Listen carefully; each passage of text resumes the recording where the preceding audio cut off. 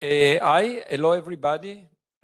This is Gianni Riotta from the Lewis Data Lab and the main headquarter of the Italian Digital Media Observatory, that is the Italian National Lab of the European Digital Media Observatory. And these are the hubs that the European Union founded to curb disinformation.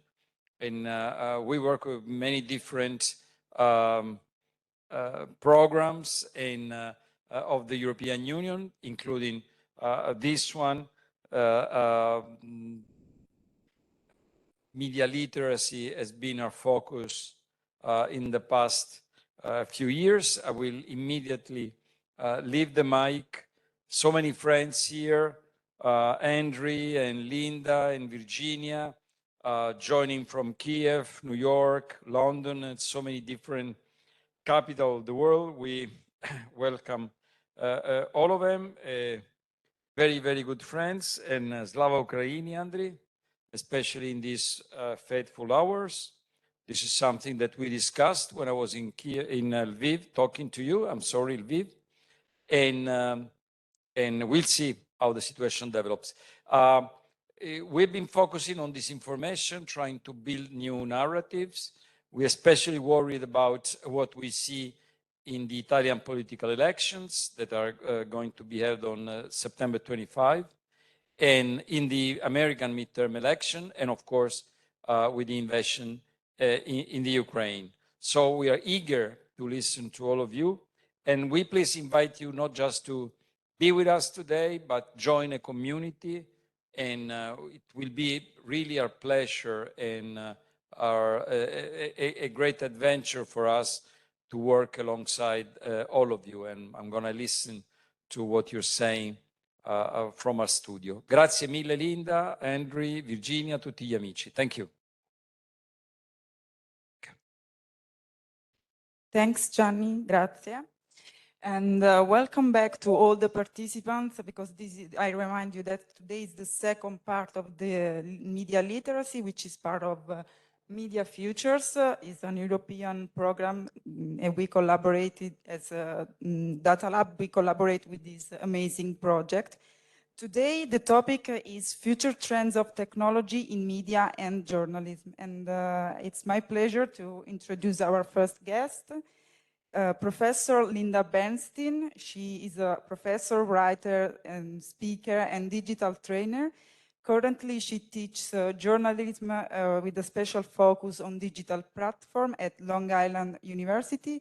Thank you, Linda, for being with us, and the floor is yours. Thanks. Hi, everybody. I'm going to open up a presentation I've made, and we can speak about the future of digital in journalism.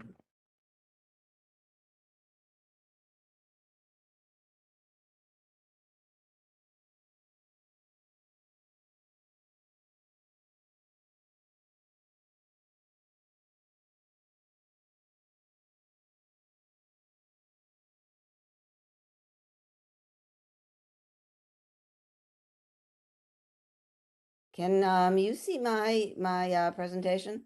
Not yet. I checked if we have one. Probably we can use with Maurizio. Let me just try again. Okay.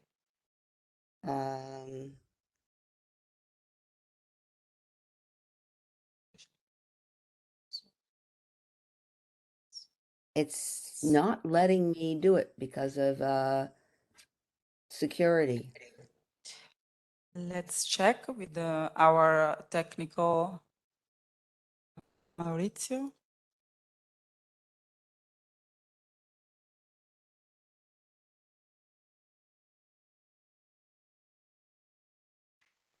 I think because you're recording my screen, I think I can okay that 1 second.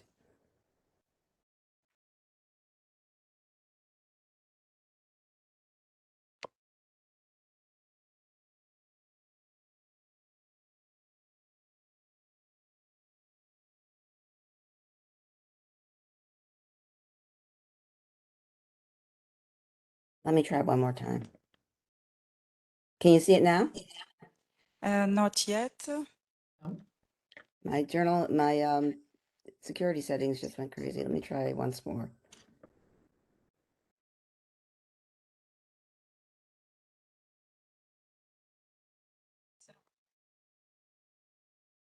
Linda, if you want, we can try Yeah, just let me see if this works now.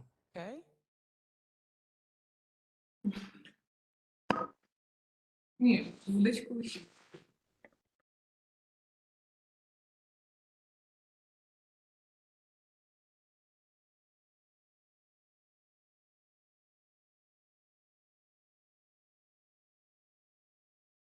Are you seeing it now?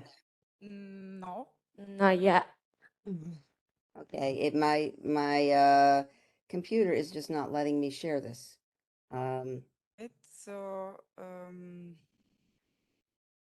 Maurizio, you can do that? Maurizio, puoi fare tu?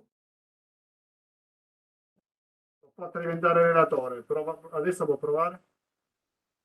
Come?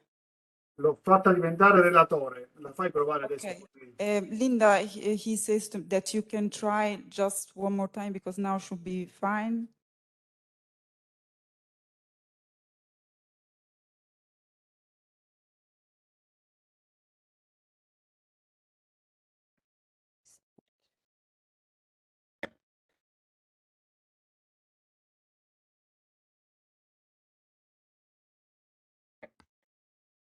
Nothing. Yeah. Okay, Maurizio, probably you can do that. You can use the slide that we sent to you. Puoi usare le slide che ti I'm abbiamo just trying one more time here.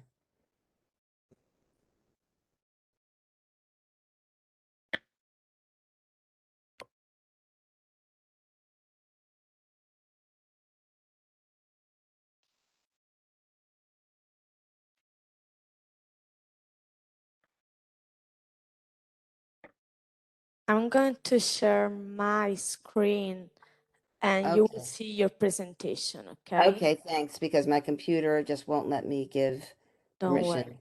to Don't worry. WebEx.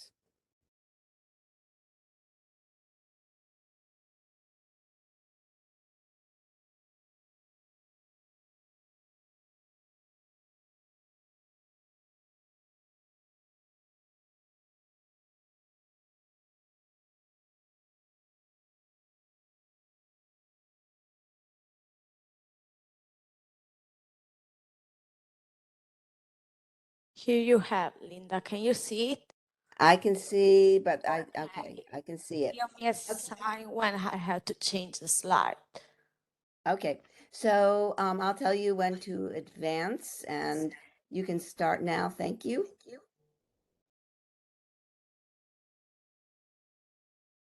Yeah, as Gianni said, as Professor Rialto said, I'm Linda Bernstein. I'm the Vice President of Education at DigiMentors, which is a digital consulting firm, and we do everything from live streaming to helping major companies hire good people. I mean, like we're very wide digital media consultancy. And on the right there, you can see those are my various social media accounts that can be followed. And I'm responsive. If you have questions, you can get to me on Twitter at Wordwhacker, on LinkedIn at Linda Bernstein, PhD, and at LinkedIn and on Instagram at Wordwhacker. Can you advance, please?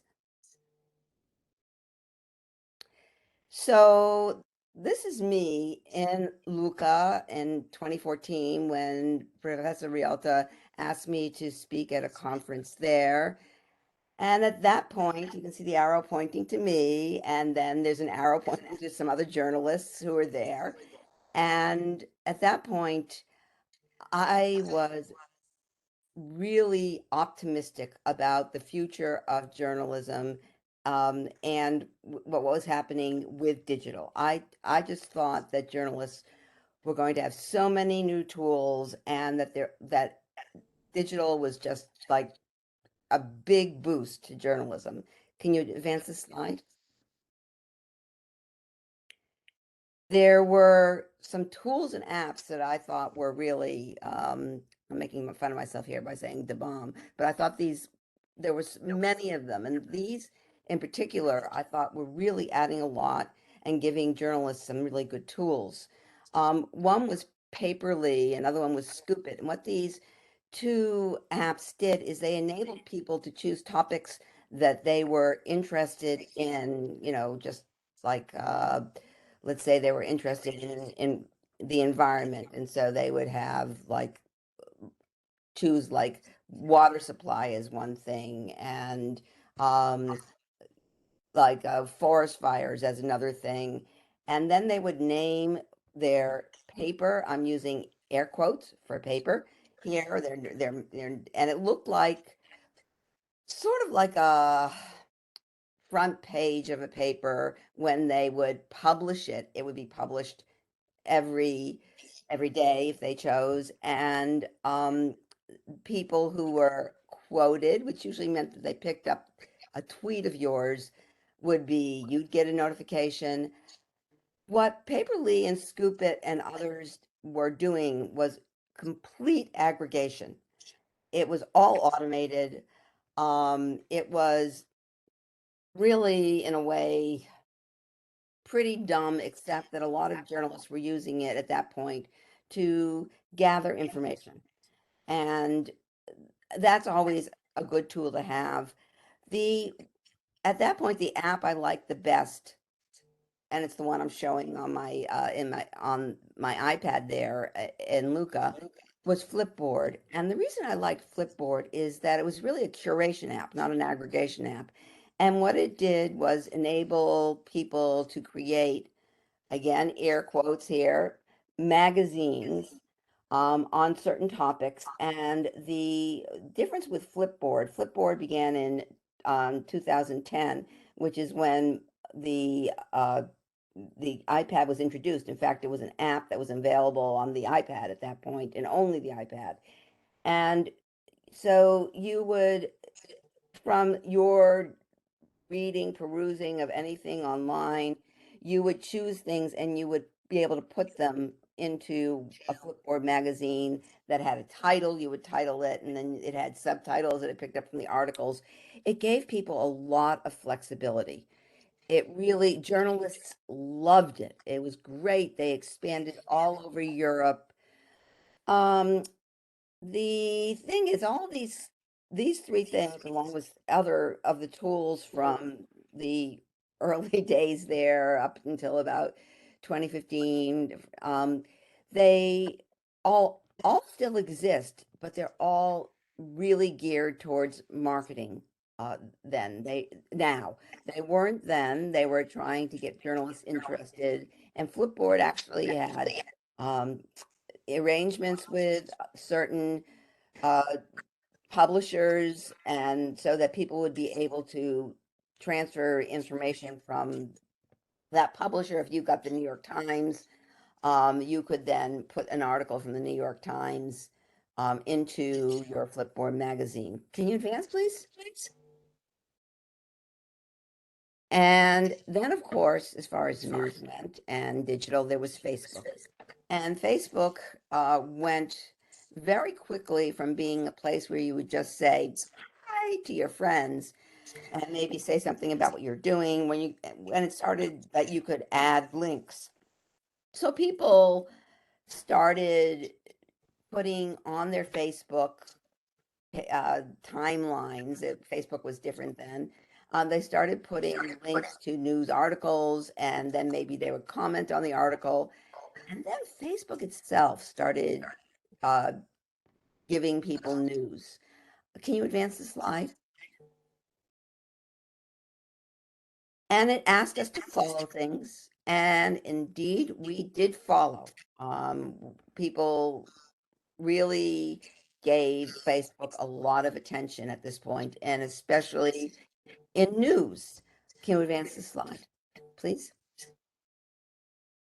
And what we got was fake news, which Facebook has been having huge problems with ever since, and all these platforms, because people use these use these digital platforms to put up what they think is news, what they want to show as news. And there's very little monitoring by these platforms of what is real and what isn't real. Facebook and Twitter, for instance, both do some kind of labeling if you have hit a key area that they think there might be fake news in, and then they take you to their own links about it with the label they have. But back when I was showing Flipboard in 2014, fake news was not yet the problem that it is now. Can you please advance the slides?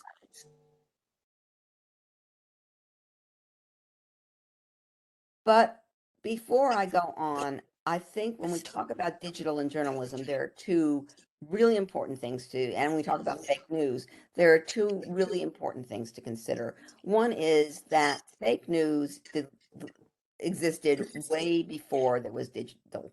I mean, when our Cro-Magnon ancestors were sitting around a fire at night and were gossiping about what somebody in their particular group had done, and oh, so and so went out and with his bow and arrow shot a big bison, that may have been true or may not have been true. And people gossip, and gossip used to, like, there used to be these sheets, I think everybody knows this, that would be like, come off of a printing press. And this is since we've had printing, but before that, they would be handwritten and distributed, these broadsides that were sometimes full of fake news.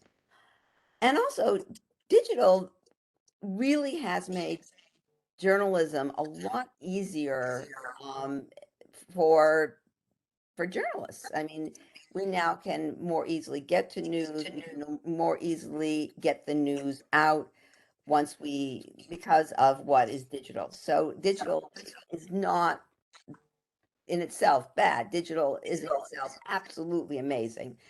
The next slide, please. I mean, before digital, and I'm old enough, this is true, that I would pick up the phone and dictate a story to a typist on the other end of the phone. Also, we would just used to type things, stories, and then give it to a typesetter who would then get it into the newspaper. And then on the far right there, you see floppy disks. I only recently threw out boxes of floppy disks because that's how I used to be able to get something into my computer and then somebody else's computer, so that it could be typeset and go out in a magazine or newspaper or wherever. Can you advance this? Oh, and digital also, though, it opened a whole new realm, and it's the realm of the citizen journalist. And we saw this particularly, I mean, one really big example was on May 2nd in 2011, when the United States sent out a team to get Osama bin Laden. And there was a man there, a regular person, Sohaib Attar, and he started it was like between like midnight and 2 in the morning in Pakistan. And he saw something very strange going on, these blasts, and he tweeted it. And then he started tweeting more about it, and he started answering people's questions, and then he started looking at news reports. And oh, there's a picture there that another like so-called citizen journalist picked up, and that was not something that came from a traditional news wire. There was a big debate about whether Sohaib Attar was actually a citizen journalist. I mean, people said, what, Twitter is now journalism? But it's very interesting to see his tweets, go back to them, because it really, really shows how he was behaving in a very journalistic manner while he was reporting something that was happening before his eyes and trying to figure out what it was that was going on. Can you advance to the next slide, please? So Twitter, yes, is used an incredible amount in in news gathering, both by reporters and by people who make news.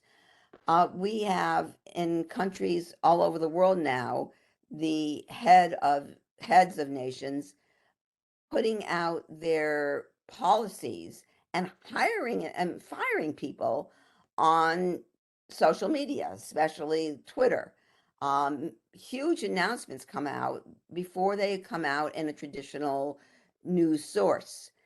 And it's interesting that in the past 6 months, really, a relatively new platform and app to digital, TikTok, has really taken off as being a place where people go for news.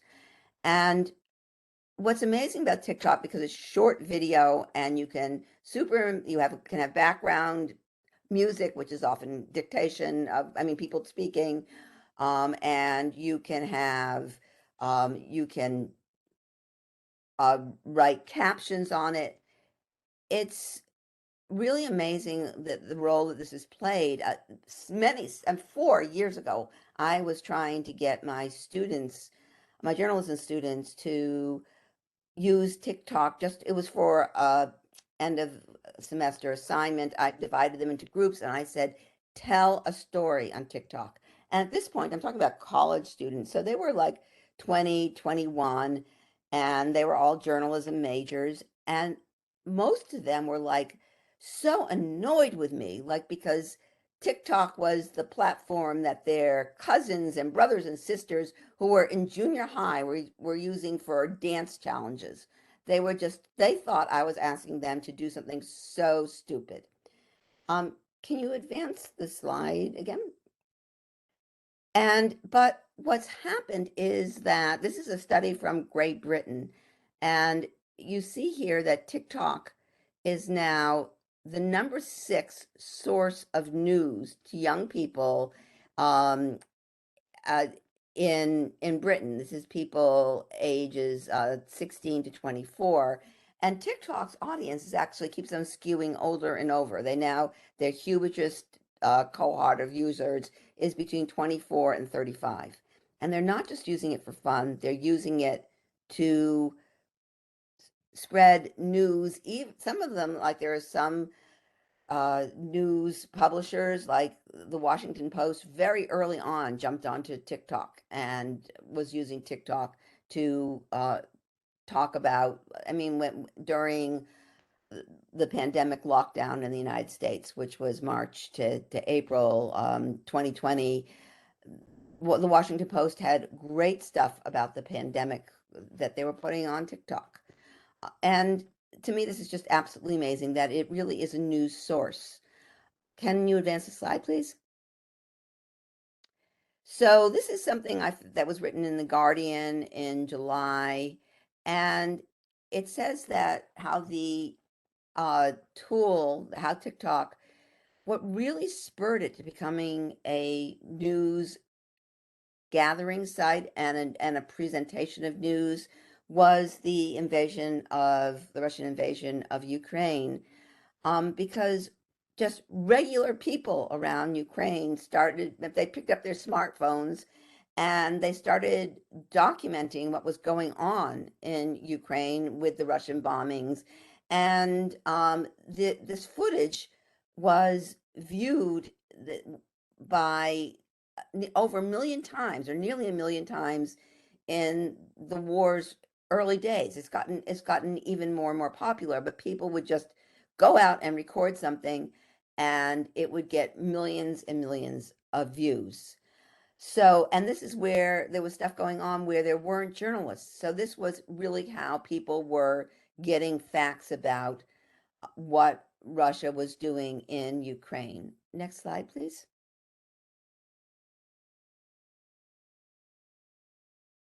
Next slide, please. And these are 3 screenshots that I took. And the first one was that was a grandmother who was calling her friends to say goodbye because the Russians were just about to invade the small town where she lived.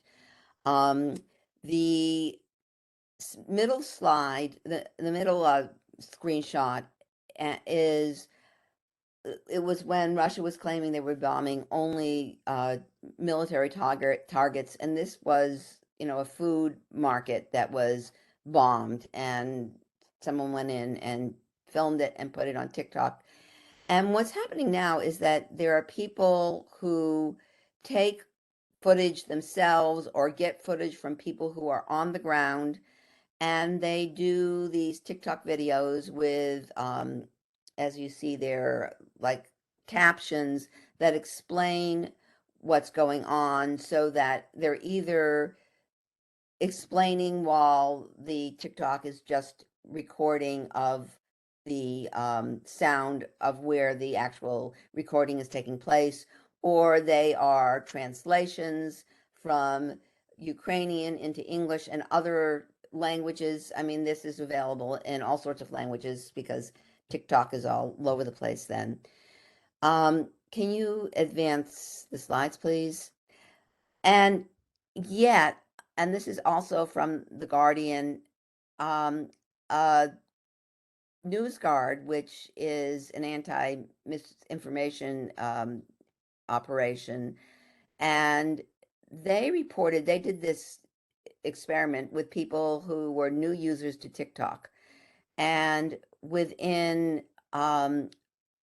minutes of signing on the app for the first time, they would get reports from about what's happening in Ukraine, and a lot of the stuff would be misinformation. And at the end of the 45, they would do this for 45 minutes.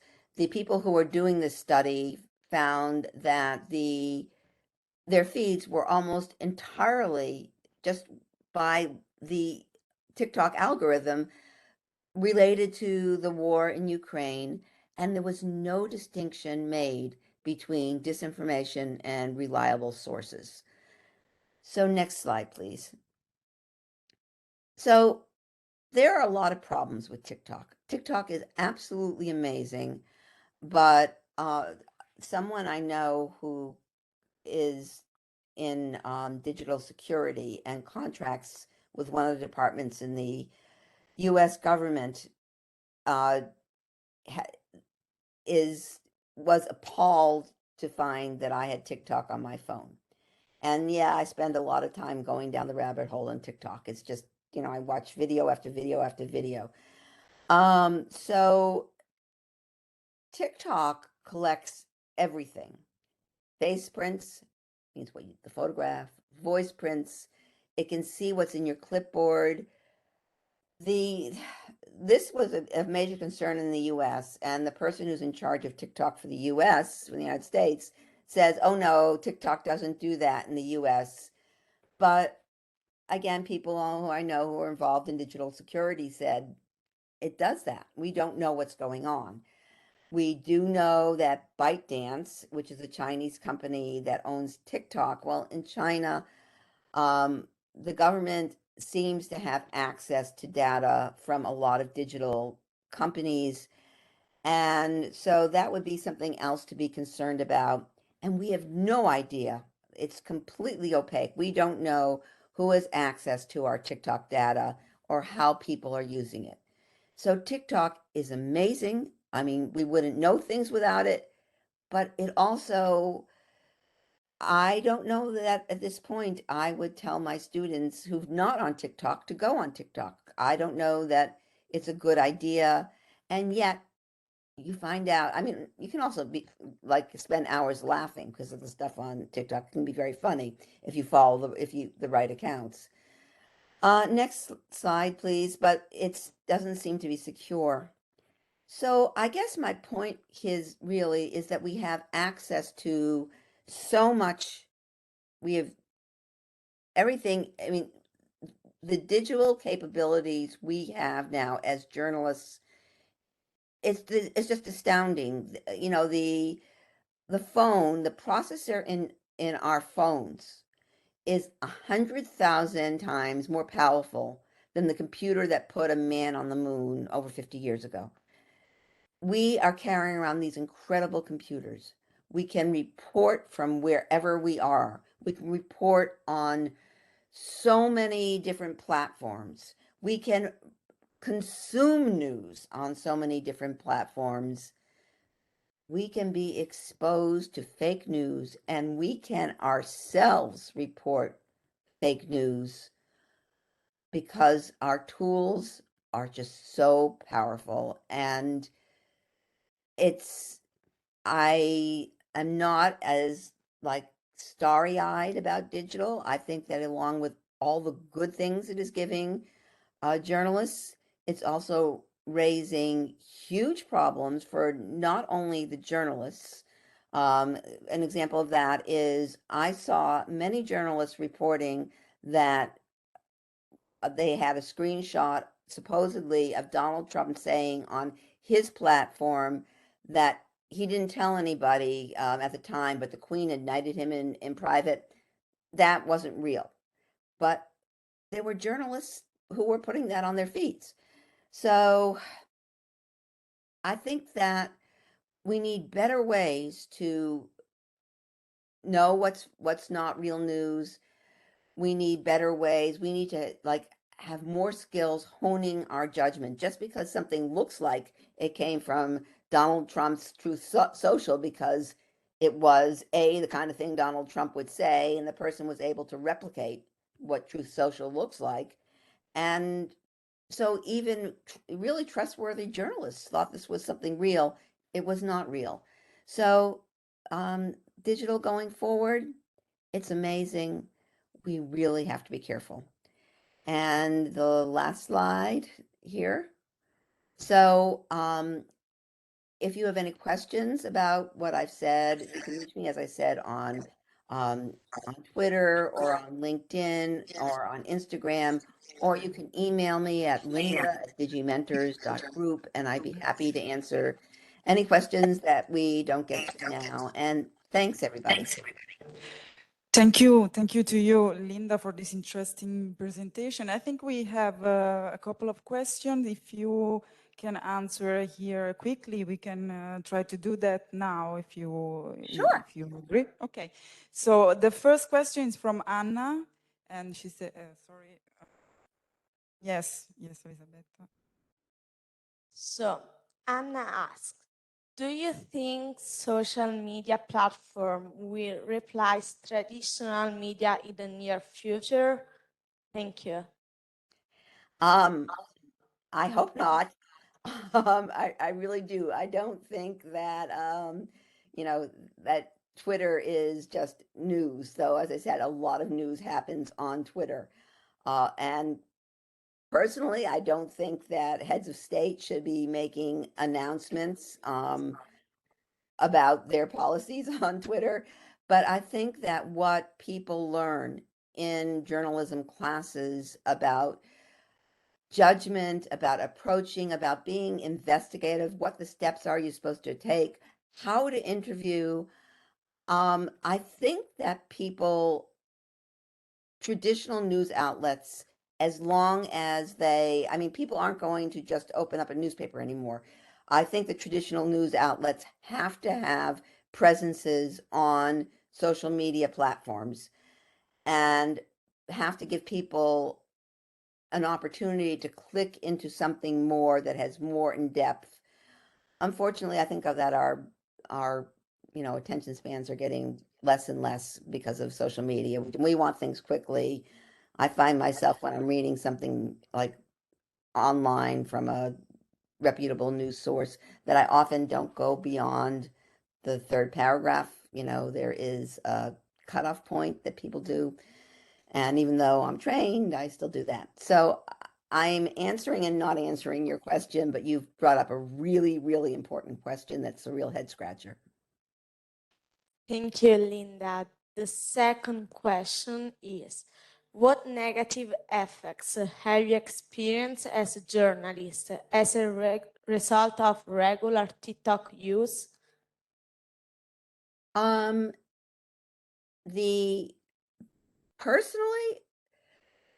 My most negative experience with TikTok is that it wastes my time. And, you know, time is, and attention is one of the scarcest commodities in in life in the 21st century. We have no attention span. It's really important to get somebody's attention.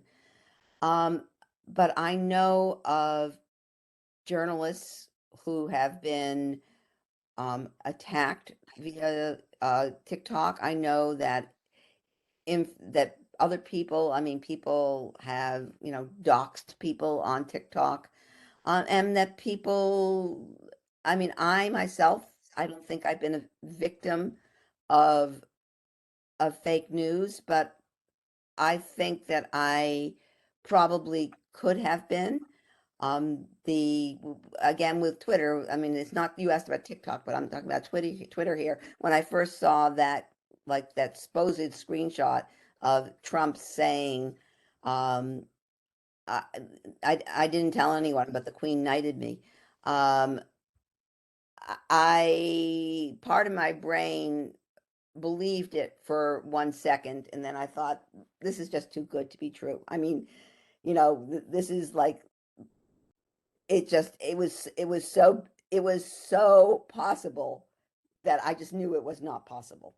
So somebody had a good sense of humor. So, but you know, you can, if you can read in any of the major news platforms, people now, journalists now talk on you know, that there are certain ones who are, you know, have been like had very negative things done about them if somebody doesn't like what they're doing. I mean, TikTok is a interesting place, but you know, I really recognize it's how it could be problematic in many ways. Hope that answers your question. Okay, so we have another question. What are your concern about the deep fake videos and the future of the news, especially if it's video based? Yeah, we were all going back to watching television, except it's on our phone. I mean, like, you know, it used to be that at 6 p.m., everybody had to turn into the television to see your local news, and then the national news was at 7 p.m. And, you know, like for those of you in Europe, like 1800 hours and then 1900 hours, but in the US, it was like 6 p.m. local and 7 p.m. national. Now news is all the time. So, deep fakes, I so far haven't seen a deep fake that is 100% convincing, but I've seen a deep fake that is 95% convincing. Usually there's just something that gives it away still when you look carefully at the video, or there's just something wrong. There's something that's not fitting in. But it's going to get better. AI is getting better and better and better. And I think I think you've identified one of the scariest aspects of the future of digital is the deep fakes, because they could undermine a nation. They could I mean, they're really dangerous. And as I said, I don't think that the technology is there yet to be totally convincing, but I can see it coming, and it's scary. Thanks for that question. Thank you. Thank you, Linda. I think we also have other questions, but if you agree, I will send to you over email so you can answer Great. to all the questions, and then we can use our social media to post all the answers. Then we will share all the details. So thank you very much. Thank you. If you want to stay with us, we will go ahead with our next speaker. I believe that now is the turn of Virginia Stagni. It's a very pleasure to have you here. Virginia Stagni, just a quick introduction, is the youngest manager of the Financial Times. She is now the head of business development, and she's also Forbes under 30 and Fortune under 40 and many other things. Thank you, Virginia, for being with us. Thanks. Floor is yours.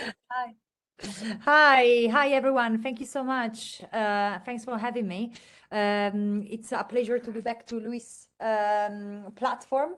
I have been part of your media and comms course, journalism course. It's a pleasure to bring a bit of like my view or things that I've seen in terms of like future trends and things that are really interesting here at FT that we are developing as much as new things that we are looking at in terms of new platforms to reach diverse, new, younger audiences. So as rightfully the moderator was mentioning, I am part of a business development team, so I'm not a journalist. My background is a bit more in business and economics. Then I moved into sociology, but my focus here at the Financial Times is basically try to generate new revenue streams that are outside of the core business model of FT based on content. So it's anything that will leverage on a new and different touch points with our users across the globe to make them experience the Financial Times on different platforms with different formats and with different perspectives. Hence, future trends, technologies, there is a lot to say around the data world that is behind the paper that really developed our business model to make it a sustainable one. When I talk about the business side of newspapers, that most of the time and the media groups might be a bit boring, but to me it's really exciting, and I really encourage the audience to look at the what is evolving on a merger and acquisition, on an equity side in the media groups space, what big media groups and media enterprises are buying in terms of new services and new products that, startup and technologies out there can offer them that maybe you cannot internalize completely within the media group. The business side starts, and why it is so important and vital for the good quality of our journalism is that gives, of course, a bit breadth to the newsroom as much as the ecosystem itself to be able to play with, experiments because they have budget. But this all starts with a healthy business model. The healthy business model is based on the fact that you are paying for a service, that the service is a good quality journalism. To make this in such a, chaotic news world as the one we are facing today, it's really tricky, but also I believe for the younger people listening today, it's an enormous career growth space. So to look at new opportunities for your career in journalism within the ecosystem of the business side of a newspaper, I think is something that not many people that are interested in the news and journalism world look at, but is a very interesting space. Newspapers like FT look for business minds that can join, the BD side to really think about future trends and where our users are and how to intersect with their attention. We are in the attention economy. We are in the attention space. Hence, it's really important that we understand the audience first. What we have seen in the past decades has been really the change from being a content is king, content-centric business models to audience-centric ones. This doesn't mean that we offer more of the same of what the users are saying on Twitter. But what we are here mentioning and thinking is how we can be more of use of our users that are not passive readers as it was in, the mass media space. Now we are in the network society and we need to, again, intersect the attention of this crowded space. When I'm looking at future trends and things that we are developing, especially with my team, of course, are on formats and platforms that now are a bit of a buzzword, like podcast. When we started it 5 years ago, it was a bit of a, a blurred area where we didn't really think there was a lot of commercial outcomes out of it. That's not what the media space demonstrated today. However, what you definitely see as well is the gaming space, and I find it very exciting. Exciting in which terms? That you can combine learning with having fun when being on a news platform and a news space. When you look at why and how Gen Z interact with news and information, you get a clear feedback from them that is, we want to learn, We want to know what is needed to be known, but also we want to have fun when learning and knowing new stuff. So bringing an intimate tone of voice, as you can do on formats such as one of the newsletters that is on the rise since a bit now, as well as the audio, but then entering a new complete space as the one of gaming is something that has been really intriguing for the Financial Times. I don't know if you had the chance to look at the Uber game years ago, but we keep developing once a year in partnership with tech companies, so it's not developed only internally, but shows interdepartmental collaborations and skill set collaboration between the newsroom, editorial knowledge of the news, the information, with a new space that is the one of making a bit more democratized the access of, for example, trading information. What does it mean, the trade war between the US and China? What happens now with the Russian situation? Putting this into a new format as the one of gaming has been something really interesting. We did a few experiments during COVID, especially in the last part, where we got, for example, the metaverse experiment of an interview. I'm not a huge believer that the metaverse is still there yet. It's still there, I think, for traditional groups as ours. There is a lot that we need to study and see the implications and implementations of this new ecosystem as the one of Meta. Definitely open to experiments and do new stuff in that area. But I think that solidly we have seen the ludic, so the game space, learning while having fun, as something that is really meaningful for younger audiences, and we are experimenting quite a lot. Yesterday we just launched, for example, a podcast that has the name is The Talent Show, that has really the function, the role of being fun for under 30 to know more about specific topics, to learn how to upskill their career, while also having an intimate audio experience with the expert. What we are doing differently is that the audience comes along during the podcast, so they can ask directly question a bit into a forum ecosystem, as you can do online, into the show of FT and the FT Talent, and ask directly questions to the experts. I think it's not a great tech trend or innovation. It's more, I think, a mindset change, a mindset twist within the FT, within the traditional business, being more of use for our users, specifically the under 30, with the new technologies, but above all with new formats and new platform, especially the social media one. Thank you very much, Virginia. I don't know. I know that you're in Russia. Do you have time for one question? Of course I have. I'm here for you. Okay, thanks, Elisabetta. So the question comes from the chat. Mm-hmm. And it's, how do economic journalists filter sociological research data to prevent the spread of fakes? I said, thank you, Anna, for your question. And I think in terms of I cannot speak for my colleagues, journalists, because I said I am on the management side. Definitely, I think if there is one rule here at FT, is not being the first one to give the news, is to give the correct one. Without fear, without favor. That's our motto. And definitely there is quite a filtering mode at the FT in terms of research and in terms of editorial board and rules that make sure that we are not spreading the fastest news, but the most accurate one. If there is one thing that I think it should be very clear is that if our users and readers are paying a premium price for information, they should have a premium product and service. Hence why the kind of filter sociological research data, I think it's more of the tools they are using and comparing different sources. But that's really at the basis of how good journalism should be done.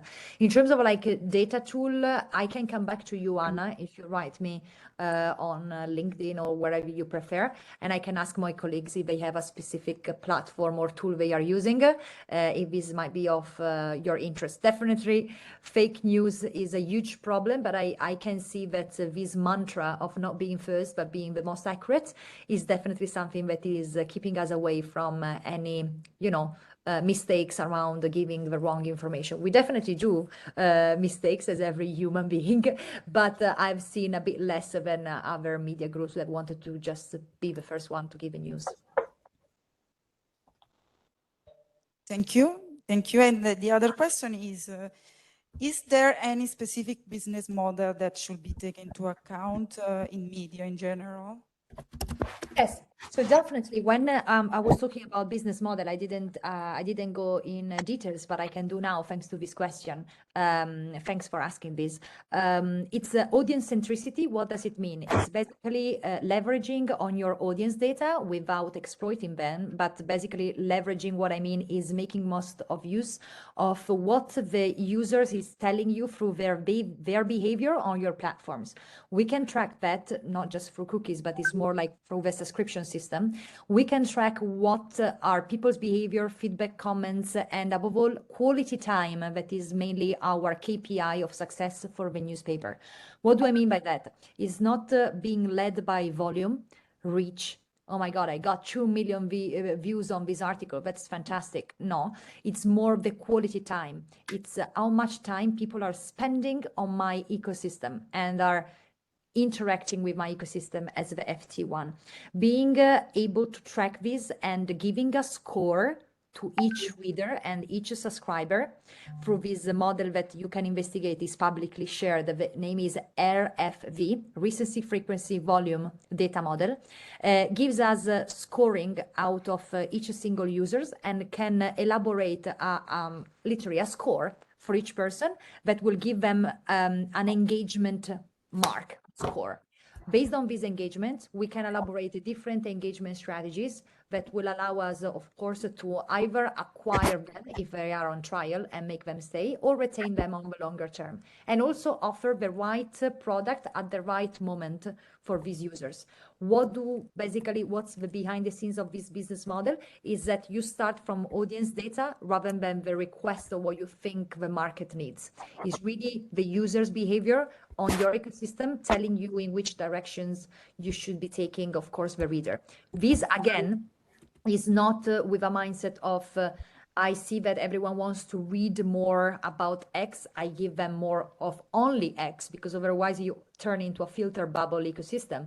It's, of course, all balanced with that serendipitous modality of reading and experiencing the beauty of a newspaper that you used to do it when you were, moving the pages. Now you're scrolling. It's giving you more of what you need, but also extra things to learn from. And you can do this with a combination of different engagement scores, quality reads, etc. Data analyst team, the data team, is the major catalyst of our subscription model success here at the Financial Times. It started 20 years ago, so it's not an overnight success. It's something that started again 20 years ago as a model change of the way the newsroom was structured. And I think it's really important to think about data as really the major golden trigger of innovation and change in our newsroom and our business in general. Thanks. And we have another question, but tell me if you have still time, otherwise we will... I have 5 minutes, and then Okay, unfortunately need to run. Okay, so we will read quickly and then you can answer. So, Yeah. aside from what's been mentioned, So aside from what is being mentioned, how does the FT use the data they have on users into their format? I think basically it's in how does the FT use the data they have on users into their format. I think it's more like getting feedback on what can be most engaging for our users, depending on the different groups. First of all, one important thing that might be interesting, we don't store age. So we can assume based on the job roles and job positions at the time of subscription or free subscription. If you're at university, Lewis offers you for free, for example, FT subscription. When you got this subscription, we get your data and we assume your age, for example, based on time of registration and your job role. We can offer different things in terms of formats for sure. In terms of like, are you more of a newsletter reader? We can trigger you that, because now, for example, that's just a development last week. We are able to track the time and engagement as well on newsletters. So it's something that we have been developing and is actually under development, but it's actually key to understand the newsletter users. But it's quite different from what it happens on ft.com. It's a very different users and more different from the one of the FT podcast. That is another one. First of all, let's remember that all the podcasts are for free. So very different users. We go for volume, but we also always want them to stay in our ecosystem. That basically is this. So entering in the paper and staying in the paper. So tracking this behavior is quite interesting in a better understanding how we can tweak new products based on users' needs. Focus groups are key. Let's not forget that data are also stored by meeting the users and the readers virtually or physically. It's very important that we get this session, I think at least once every 3 months, if I remember well, where we ask directly to our readers what they would improve, things they would like to see more. I'll just, as I have 3 minutes, I'll just take the opportunity to also answer to Elena that was asking another question, just so we don't waste the time reading it. But basically, the kind of is a very interesting one, because she's asking about the same journalist basically needs to be a polytechnical talent. It needs to go from writing the articles, making the adaptation to the different formats. And I think her question is, do you have different professionals in charge by the different formats you have and post-editing, etc.? That's a good question, because I think when we're thinking about the media enterprises development, what is intriguing is like you have so many new job roles and job opportunities for especially younger talent, because the journalists, that's my belief, that's my personal view, is not FT one, but I think FT would agree.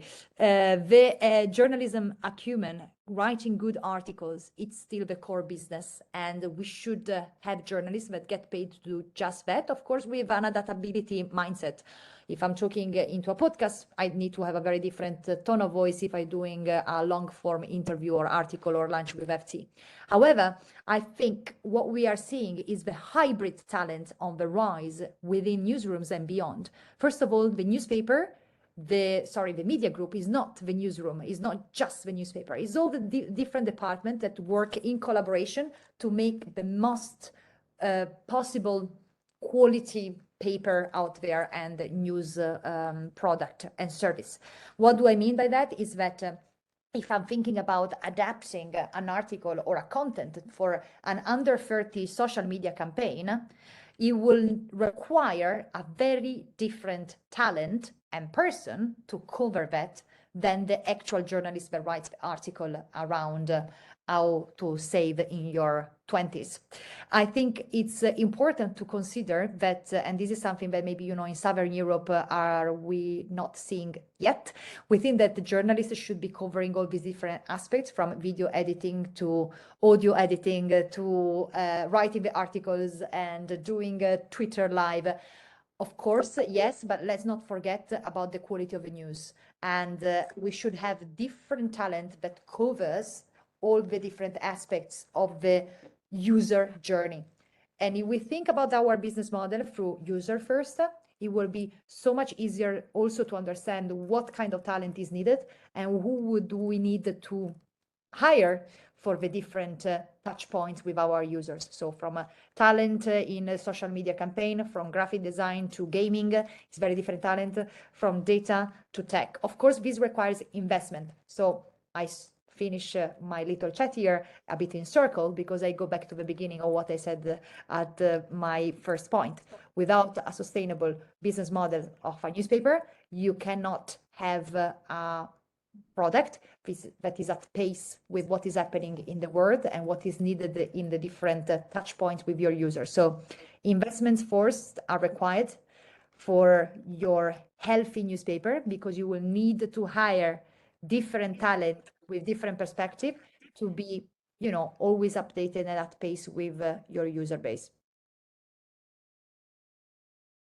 Thanks. Thank you very much, Virginia, for your presentation. It was very brilliant. And if we will receive other questions, we will send to you if you are okay. Please do. Anyone that might have any question, you can drop me a message on LinkedIn or whatever you prefer. Very happy to answer. It was great to be with you, and thanks for having me. Thank you. Thank you again. Bye. Ciao. Bye-bye. I will go straight to our next guest. I'm very honored to present the director of the School of Journalist Communication of Ukraine Catholic University, Henry Shestak. Hi, Henry. How are you? Hello. I'm pretty fine. As How's the could situation be there? fine the Ukrainian in this time of the period of the war. So thank you. Yeah, I'm fine. Thank you to you. We see the presentation, so when you want, you can start. Yeah, and from my interesting perspective, because I'm not only the director of the School of Journalism in Ukrainian Catholic University and vice dean of the Faculty of the Social Science, I'm also the priest. From my point of view, it was very interesting to think about the values as a future trend in media and journalism. And especially in this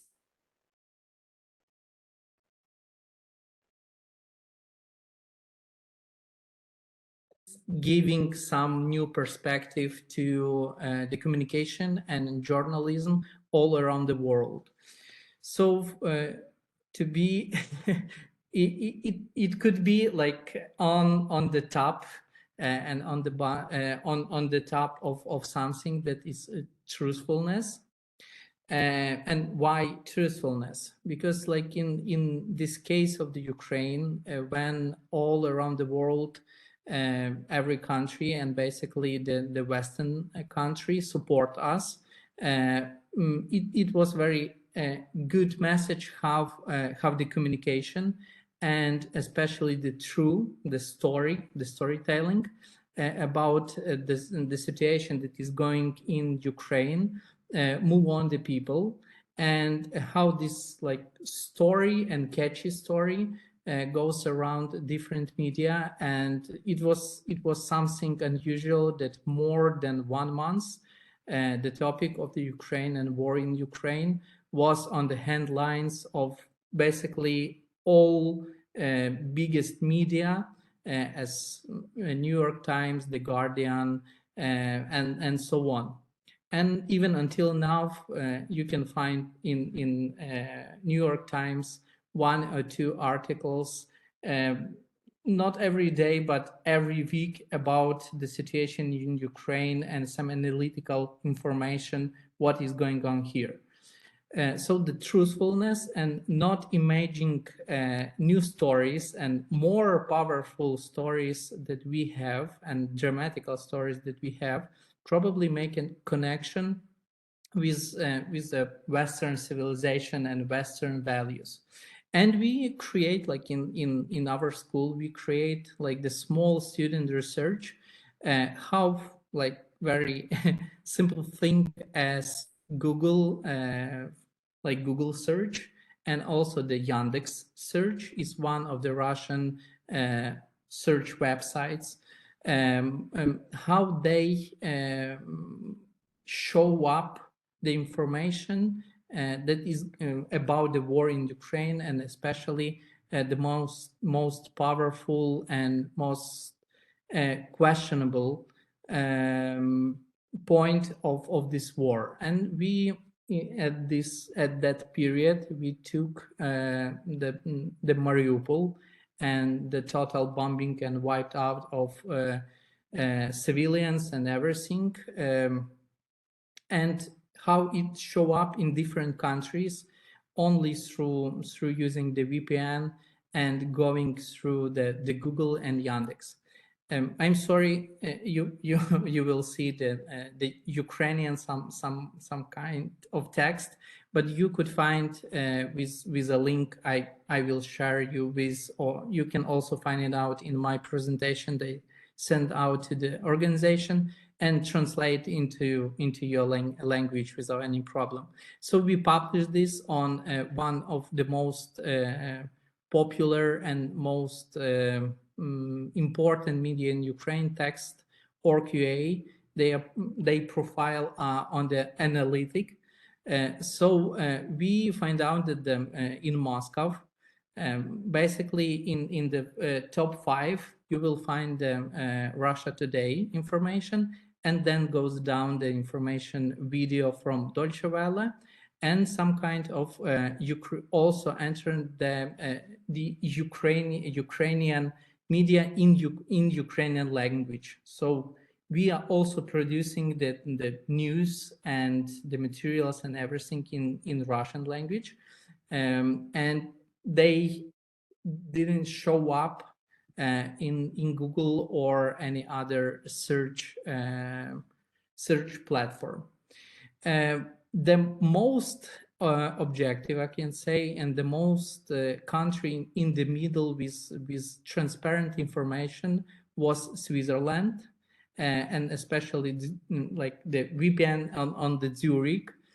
So they show up and in this like first 5, the information, the English information from BBC News, and also some information from like Wikipedia and encyclopedia, what is the city about, but not so many information what is going on in Mariupol.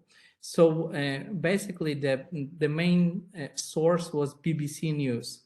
And the most dramatical thing was the Brazil. And until today, we know that the Brazil don't take part any sanction against Russia. And there you can't find any information about the war in Ukraine. And also I have like the personal connections with my colleagues who are living in Brazil, and we had some kind of the meetings with different universities and the colleges with the students through Zoom and Google Meet, and they basically don't know anything about the war in Ukraine and what is going on, what are the motives, what is the geopolitical situation in Europe, and so on. So the Brazil until today don't have any kind of information in Portuguese about the war in Ukraine. And how this like different perspectives give the trend for the journalism, especially journalism as a profession in Ukraine, because probably all around the world this interest in the profession of the journalism goes down with all the problems that we have in journalism, and our like profession and our thoughts about the future person that will be interested in our program, especially in journalism and communication. It's more about the PR and advertisement. So basically the last year was going down the interest to the journalism profession, and at the end of the story now we have the 5% increasing, and probably it will go up and up, because I'm talking directly about the master program, and we can see that on the bachelor level this interest is even higher. So the second thing is simplicity as a value for the future. And the COVID and especially the war forced Ukrainian to get this very simple information in very simple way. And I have the 2 examples, the Kyiv Independent and also Svidomi, is like consciousness in English. And this Svidomi media was founded by one of our alumni. And they, thanks to war and direct and very clear and understandable communication, and also, this is very important, the presence in Instagram. So the main channel, the main communication thing was through Instagram. They take more than 2,100 people in 3 months without any advertisement, without nothing. So, and also about 50,100 people who they launch English language page on Instagram, and they like in 2 months received 50,100 people. And the Kyiv Independent also received more than 3,100 people in first months of the war. And they key for this kind of enormous followers in very short time was the Telegram channel and communication through the social media. So basically the Instagram. And in Ukraine, we have the numbers that basically 66% of the people are receiving the information and receiving the news through the traditional media, the TV channels. And at least there were the numbers of the last year, and only more about 17% are using the Telegram and other like social messengers to receiving the news and basic information what is going on in the world. And now these numbers were changed dramatically, and the main platform for the news become the Telegram. It's one of the messengers, and basically the 44% are using it for receiving the news today. And in Ukraine, we have a very interesting and probably scary picture, because the main business model for our traditional Ukrainian media, like on TV channels, was an advertisement. And from the first days of the war, the advertisement goes down, and until today you wouldn't find any advertisement on traditional like TV channels.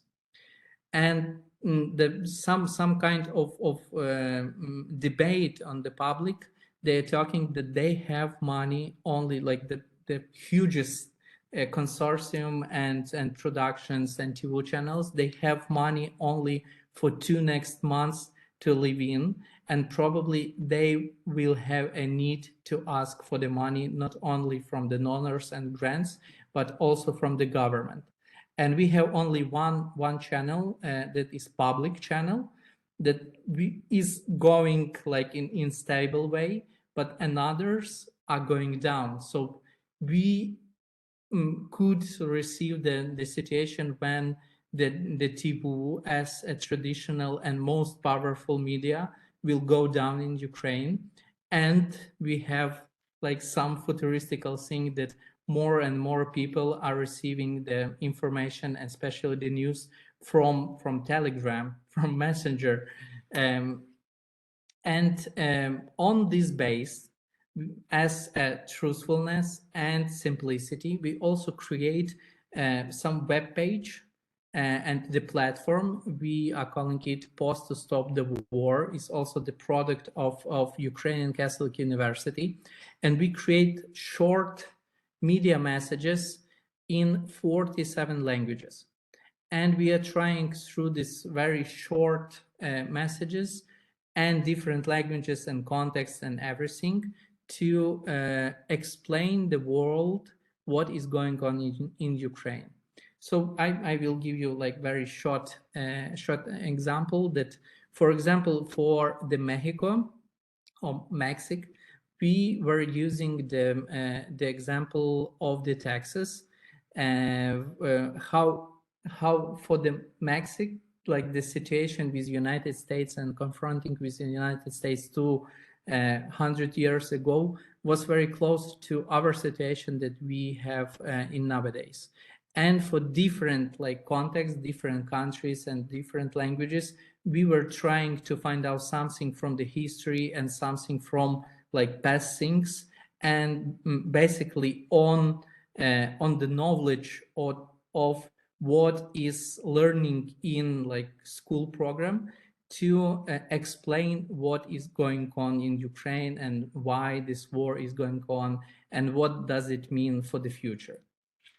And the last point, because we are talking about this necessity of the media literacy, I can share my personal story about my mother. She's 60 years old.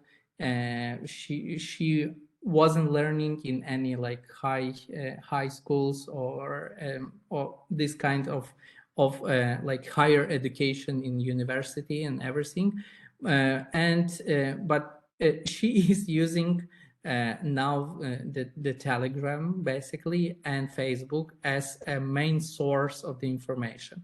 And a couple of days ago, through this different channels and media, someone was spreading the information about the numbers of the victims of the war, and it was very close to the Russian narratives. And my mother, who are not that like with a higher education and university background, she was asking me the key question: who is the creator of this information? Who is the author of the information? So I was interested in how this media literacy question is moving on in Ukraine, and we have one of the NGO, Detector Media, and they every year are creating this kind of sociological question and information of the media literacy level in Ukraine. And we can find out that every year, basically the 4% of the people are feeling themselves as more media, media educated. So we have different programs, and we have a lot of stuff for the media literacy, but basically it's not a very huge number, like 4% in the year, but it also the question for the future. If this like the numbers of the people who are using basically the Facebook and Telegram as a main source of information, and the numbers changed from like 17% to 44% who are receiving the information from messengers, how we could enter into this field and how we could help the people to become more media educated. And this is some kind of the question that I am pulling in also for maybe for the future and the future speakers on this panel. And as this line underline my speech, I can say that in Ukrainian Catholic University from the early beginning of the war, we did a lot. So in first months, I met 124 journalists all around the world, providing the information what is going on. And some of them were my friends, and some of them become my friends. So I'm very grateful for the Leeds University to invite me for this meeting. And thank you for all your support for Ukraine, and also for this kind of discussion of the future of our common interest and common profession. Thank you. Thank you to you for this precious presentation, really. And I don't know if you still have time for quick questions, because I received some question over email. Mm-hmm. Okay, thanks. The first one is, how can students deal with disinformation and propaganda? Probably you answered with media literacy, but if you... Yeah, I want to add that for me, something precious in this period of the war was the path from like personal point of view to the common point of view. And my students did a really very good job. So this platform, Post to Stop the War, becomes some kind of the source for a lot of journalists, and also for the embassy, different embassies that is situated in Ukraine. So they were taking these kind of short messages to create their own speech, to create their own like line of the communication. And it was a product of the students. So the media literacy and also creating a high top quality product for others. I think this is like the two main key points. And the other question is, what are the biggest challenge for coordinating a school of journalism in war times? I think this is an emotional thing. Like basically 90% of my students are girls or women, and everyone was preoccupied for their own families, and these girls are from the center and east of Ukraine. So I had to become some kind also, I'm so sorry, but also as a father for all of them, as I could do this thing in my best way. So the emotional key was something that we have to deal with for each other. So I have to share my own problems with them, and they have to share the problems with me to figure out how we could deal everything, not only the management staff with the professors, who will, some of them, like in the first day of the war, they disappeared because they left the country and they have to transfer their own families to some another place. And yeah, it was a lot of things in logistical question, in emotional question. And thanks to God that we don't have so much problem in economical field, and it was more or less stable for us. But at the end of the story, it's also could be a problem in the future.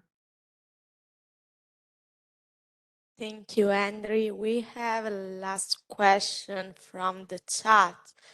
How would you envisage news without ads moving on? Can social media help in such endeavor?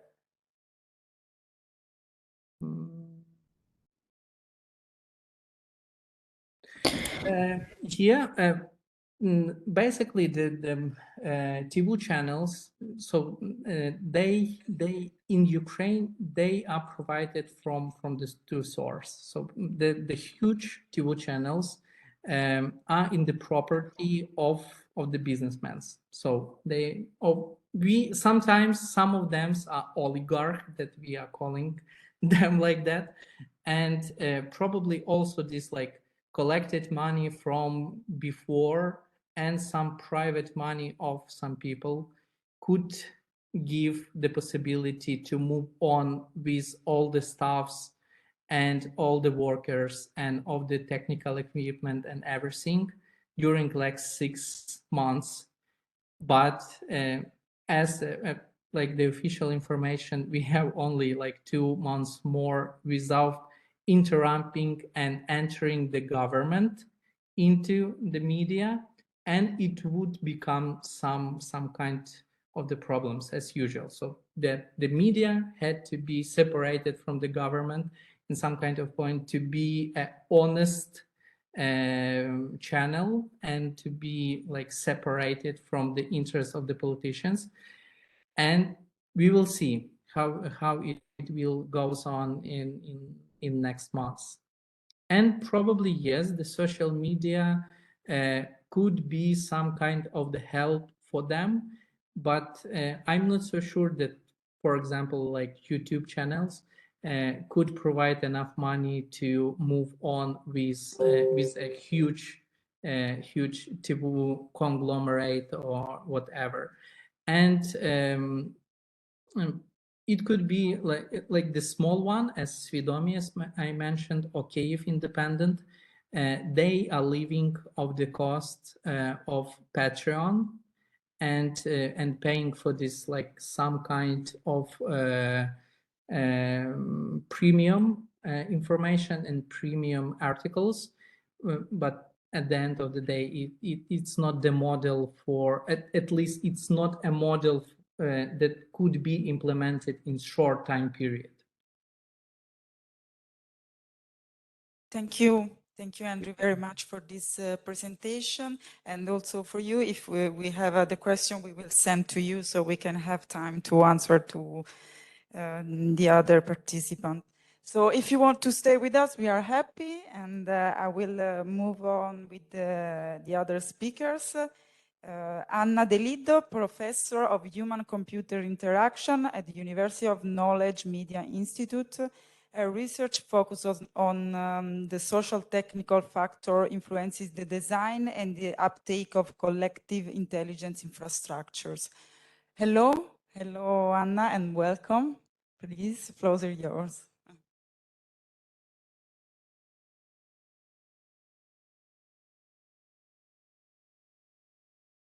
Let's see if you can hear us. Probably you have, Maurizio, you can unlock the microphone.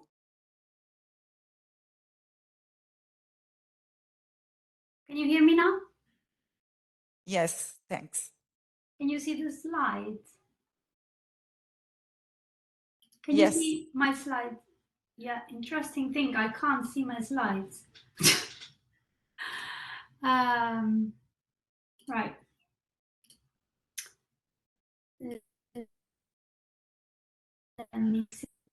Anna, if you want, I can share it for you. No, it's okay. Can you see my slides now? Now we can. You can. Okay. Yes. So great. Thank you very much for this invitation. As per introduction, I am a human-computer interaction professor at the Knowledge Media Institute of the Open University in KMI, and today I just want to offer a perspective on the role of new technologies for public deliberation, and in particular the role that dialogue can have in improving possibly trust in media. So, oops, it's not going on. Can you switch? Okay, so this is my research group, and this is my great department. If you want to come and visit and you are interested in research,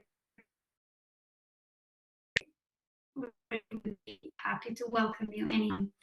So public deliberation, what it is. So public deliberation in research and in theoretical terms is the space for citizens and the public in general to come together to tackle complex societal challenges.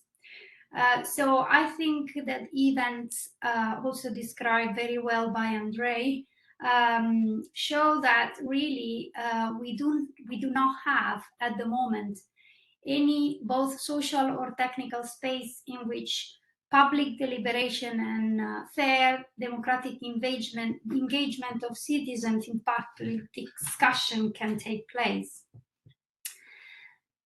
So current events really show that we miss the right socio-technical space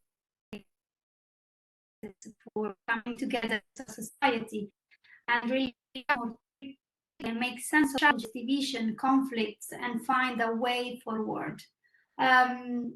So really, we don't have a way to deliberate as a large scale as a society.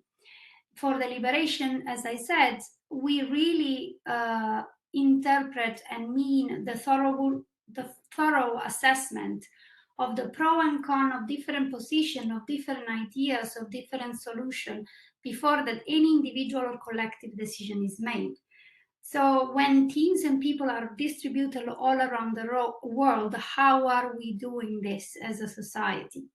Well, unfortunately, social media are the standard solution for doing this nowadays. And this happens despite scientifically, we know that this is a very inappropriate and ineffective way of carrying on public deliberation.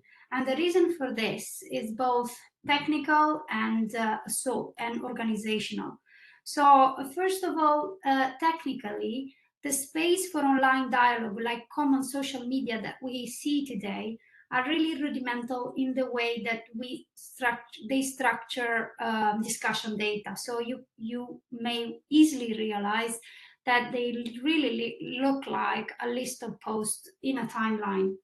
And they really lack content. Everybody knows about the issues of lack of data quality on social media, and variety, because of a very well-known problem of platform islands, filter media bubbles, and so on.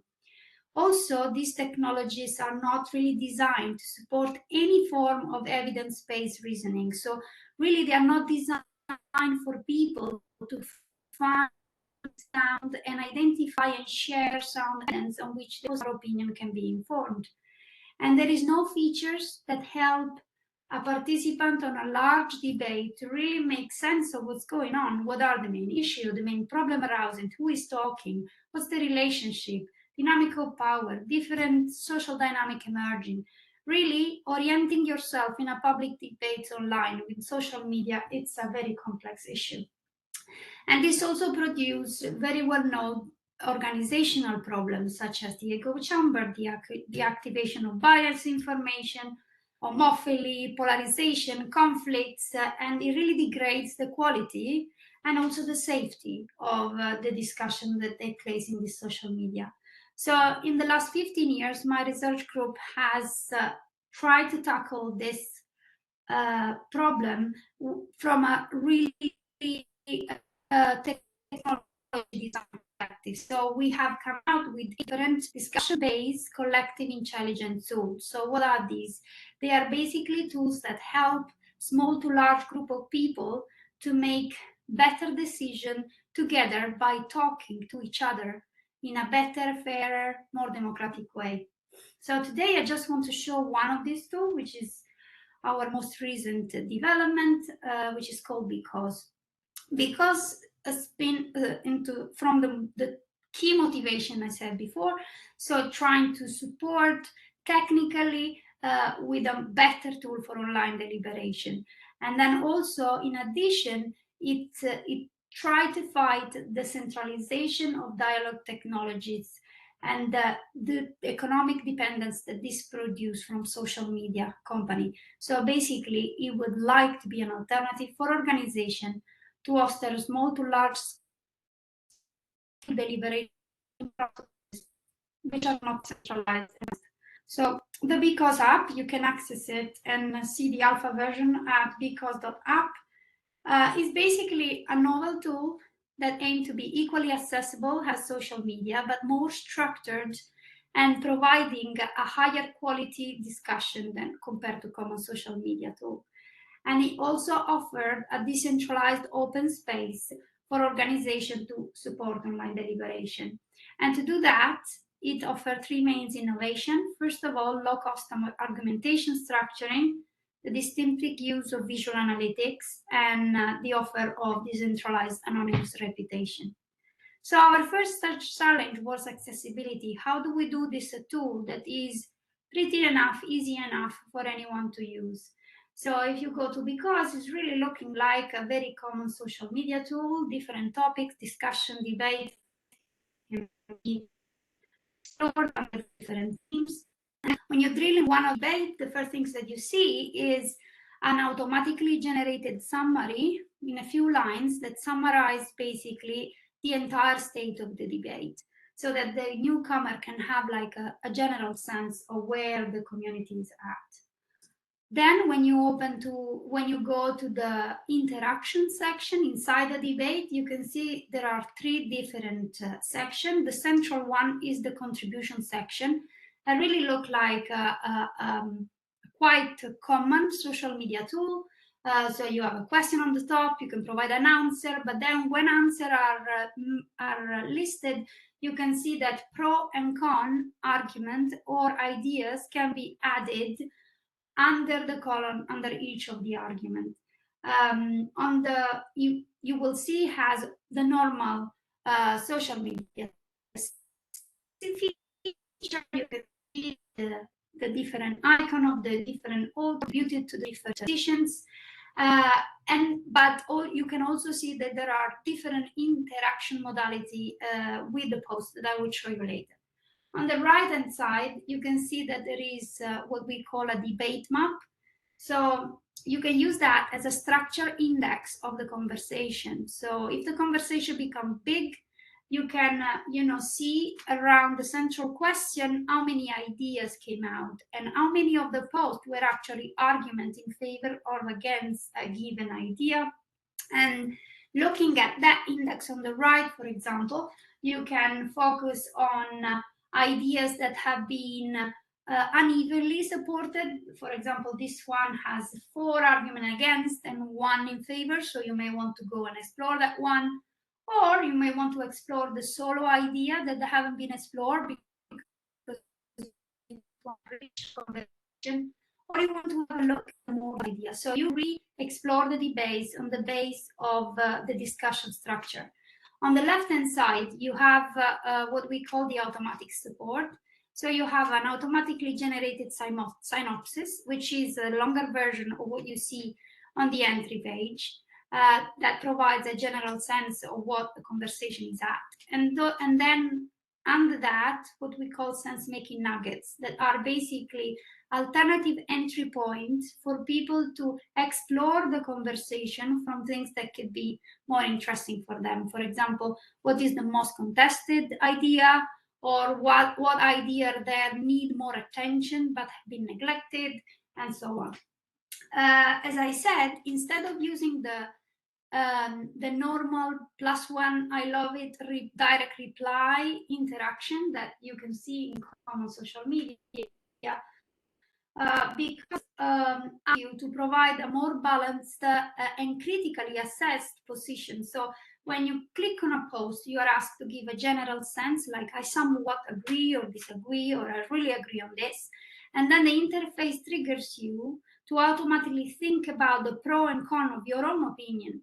So in a way, it nudges you to think that there is really a critical way to look at also what you think. And it nudges you to look at the two sides of an argument. Then the reflection button takes you to this flashcards interaction that really takes you into a more introspective interaction with the posts. So instead of looking at a direct interaction or a win-lose mechanism, it asks you to think about the post in a general sense. If it's polarized, if it can be trusted or not, if you think that an idea should be prioritized in the overall discussion. So we also help you to step back and look at the discussion in a general way, and also to think about what type of group you think you're part of. So do you think it's mostly agreeing or disagreeing with this post or not? After that, you're going to be given, and only after you have reacted, you have access to the group feedback. So you can kind of compare and learn from this how your position differs from the one of the group, and you can either rethink or reflect better on this. The second innovation is advanced analytics. So one of the big problems of large-scale deliberation is that this conversation become large very quickly. So and there is no way to make sense of what is happening. For example, from a social dynamic perspective, if you are in a Facebook conversation, do you have any way to know if there is a realization in this group coming out from the discussion or not? So imagine if you look at the top of these two visualizations, if in this visualization people are distributed on the base of they mostly strongly agreeing or disagreeing with each other. So you can imagine, not in this specific case, but if all these people would be basically piled on the two sides of this Instagram, basically most of them strongly agreeing or disagreeing, you would in a second realize that this is a very polarized discussion, and there is problem of polarization in this group. And as a moderation, you could do something about it. Same things with idea. You can, in a nutshell, have a bird's eye view on the idea that have more promise because they are really supported, or the idea that actually could lead to conflict. So as a facilitator, you can also help the group to explore, for example, better the conflicted idea in order to build common ground and more proactively, effectively realize the idea that have strong agreement. So these are all the other visualizations. And then the third innovation is the decentralized infrastructure. So because offer the possibility of people to customize their anonymity level. So they can join, for example, one conversation being fully anonymous, or another one using a pseudonymous, and another one using their own name. The decentralization system basically help you to decide what specific power dynamics exist in your groups and how you want to preserve your identity in this specific public deliberation context. You also provide the possibility, if you want to decentralize entirely your discussion, and also in a way of not being dependent by any organization, not even the OU. And therefore hosting a conversation that builds on real people and is really free from bot-driven propaganda. So from testing, because in our lab experiment we have already had very good results, we have found that the automatic analysis really improved the perception of data quality that the people have participated into the debate, and also help a lot the sense making of the overall discussion, especially for newcomers. We also found that argumentation structuring actually does not reduce engagement, and this platform is easy to use and does not require any training. We also found out that argumentation structuring actually improves group cohesion and reduces conversational silos. And most importantly, we found that action enhancement, rather than appreciative only +1 feedback or I love feedback, really improve the social interaction in the group. So produce a better social interaction coverage, more reciprocity, so more people talk to more people, and produce better connected social network than common social media. So what does have everything, all of this to do with media and journalism? So many of you may be aware of the fact that media companies have increasingly shut down commenting section from their website starting roughly 2013. And the reason for that is because these commenting sites ended up being really hard to moderate, and also hosted a lot of hate speech inside the conversation. Of course, these were the reason why publisher shut them down, but the perception from the reader of the public of this choice was really negative and really created a great damage to the public trust that citizens have in journalism. So people started to think that this was a way for journalists to control the agenda, to control the narrative, to not be considered accountable, and so on. You can read, for example, this interesting article from WNIP that really highlights what are the publishers, the damages that the publisher have received by shutting down the media commenting, and provide great example of a very important publisher like the New York Times, that are one of the few still keep media commenting, and has decided to not only maintain it but support it. So for example, now they have a moderation team that use different form of automatic moderation and AI solution to help the moderation of their commenting sites. You may also be familiar with a rising and emerging startup, no more a startup anymore, called Open Web, which really provides an alternative for publisher to save online conversation and basically provide, again, a lot of AI solution or automatic solution for commenting, so that this vehicle of dialogue can be reopened between publisher and their readers. And you can see all the different publishers that are support this. A second that has been used is the model, which is a very, I would say, cutting-edge, innovating French newspaper that really has created a space for citizens and journalists to come together in a real dialogue about public issues. What they have done, instead of using automatic moderation, is really changing the genre of a media article. So instead of being one authored piece, this becomes really a space for debate. So first of all, their news titles are phrased as a question. Like, for example, this one: shall we intervene militarily in Ukraine? And given then the topic, you have one first journalist that built the context of the problem. And this piece is only built to understand the origin of the problem, the different actors and context, relevant information to understand it deeply. Then you have a second part, which is the expert debates.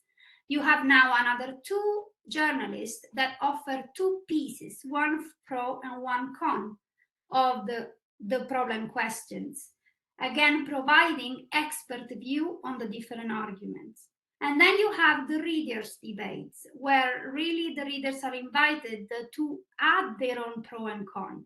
And here really Letrange has experimented with the first argumentation-based discussion technology, which is not at all fancy like the one I showed you, but what I found really, really exciting is that they are widely used by hundreds, thousands of their readers, and that they constantly report that with this new genre and with this very argumentation-based interaction, the civility of the conversations of the readers is not at all undermined by the fact that the media sites is open to commenting. And this without any type of automatic moderation. So these are all open questions for you. I hope I have convinced you that reinstating online media commenting would be really important and is the avenue to really use dialogue to improve trust between really journalists and their readers. The open question is, what does it take? What do we have to invent? How do we have to change journalism itself to enable this new, vital, respectful, creative space in which journalists and reader can come together to discuss very crucial problem for our society. And then really, can this dialogue dimension be a way to reinstate and reignite new trust in media? And who knows, even improve the engagement of citizens in general with journalism, which, as we know, is constantly decreasing. So that is my provocation. Thank you for listening, and if you want, these are my contacts. Thank you to you, Anna. Very interesting presentation. And in fact, we received different questions. I'm not sure we will have time for everyone here, but we will read a couple of them and then we will send to you, okay? If you agree, of course. Sure. Elizabeth? So the first question that we received by email is, in your opinion, what is the role of technology and artificial intelligence to fight disinformation in the following years? Do you think that artificial intelligence and technology will replace the role of fact checkers? Oh, this is probably a much better question for our next speaker, but I will try my best to reply. So I think AI has lots of potential. It's often demonized for certain negative dynamics can generate. But actually, if well designed, can really improve how we, in a way, kind of explore information and kind of discover and assess for ourselves if a piece of evidence should be trusted or not. I don't really like the term fact-checking because deliberation and discussion is very few time is about facts. So AI maybe can detect what a true or false fact it is, but in the realm of journalism and public deliberation, we don't only talk about facts. We talk about opinion and the legitimacy of opinion in specific positional power situation. So I think AI can do a lot to improve the way in which we can make reasoned judgment on what piece of information we should trust or not. For me, the biggest potential that AI has is to support better, more transparent, large-scale analytics so that we can have hints of what data may be more or less trustworthy. But the decision of trust, I think, will always rely on the users. So yes, I think it can revolutionize what we do in media and discussion, but only if it's interpreted in this way as a sort of a tool to support critical thinking, sense making, and informing decision making, rather than automatizing decision, which is not, I think, the direction it should take. Thank you so much, Anna. And the last question is, can misinterpretation occur in the result of visual analytics or visualization?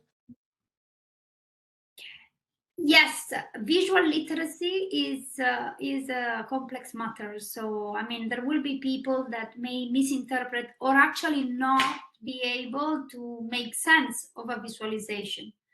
One of the big challenge we are facing in design terms is to make this very simple.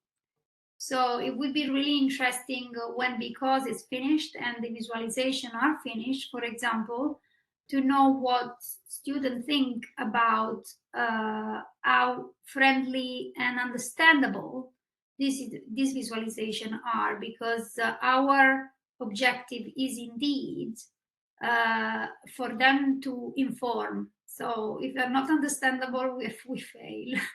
So yeah, they could be misinterpreted, but hopefully UX design can help in this.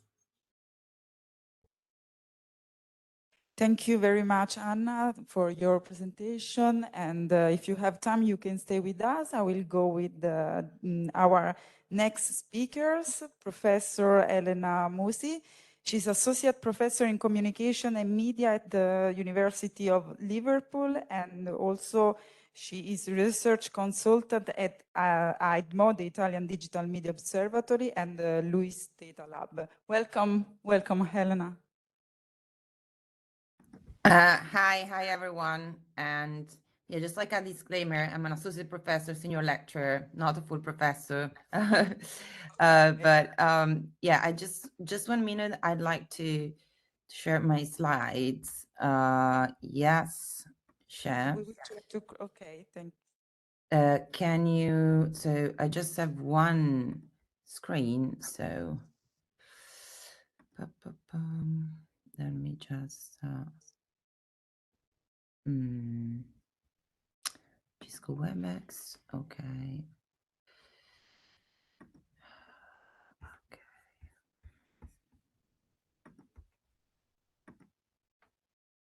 1 second. Oh, because I need to. Sorry, because to share the screen, apparently you do need some permissions. Let me just. Elena, if you want, I can share. Let's check with Maurizio first, if probably she needs to be promoted or something. He might be. Let me just. Elena. Può fare Sorry. Maurizio. Okay. Okay. I just. I guess what I need is simply the password. I have to reinsert like the password of the webinar access code. Let me see. Okay, we will send to you. Okay. In the chat or. So can you actually see my screen right now? Not yet. Not yet. Okay. Sure.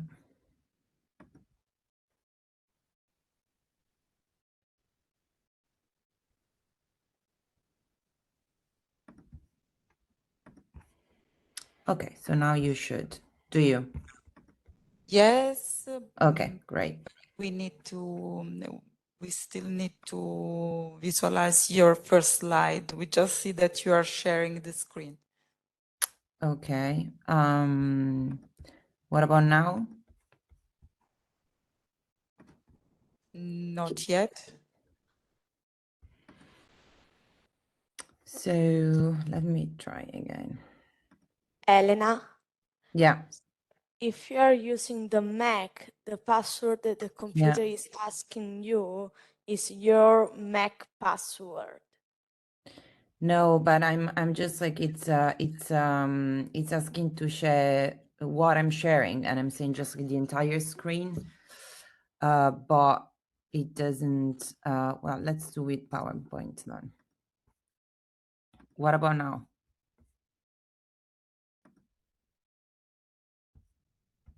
Can you see it? It's still connecting. I'm sorry for this.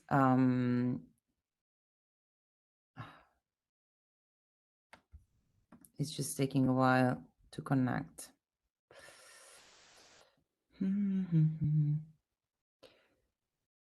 Otherwise, for me, like, yeah, unfortunately with WebEx, I always have some issues. Otherwise, I've shared these slides with you in case. Yes, we can do it for you, if you want. Let me see. If it doesn't work right now in a few, because I know that we are slightly delayed and it's not connecting.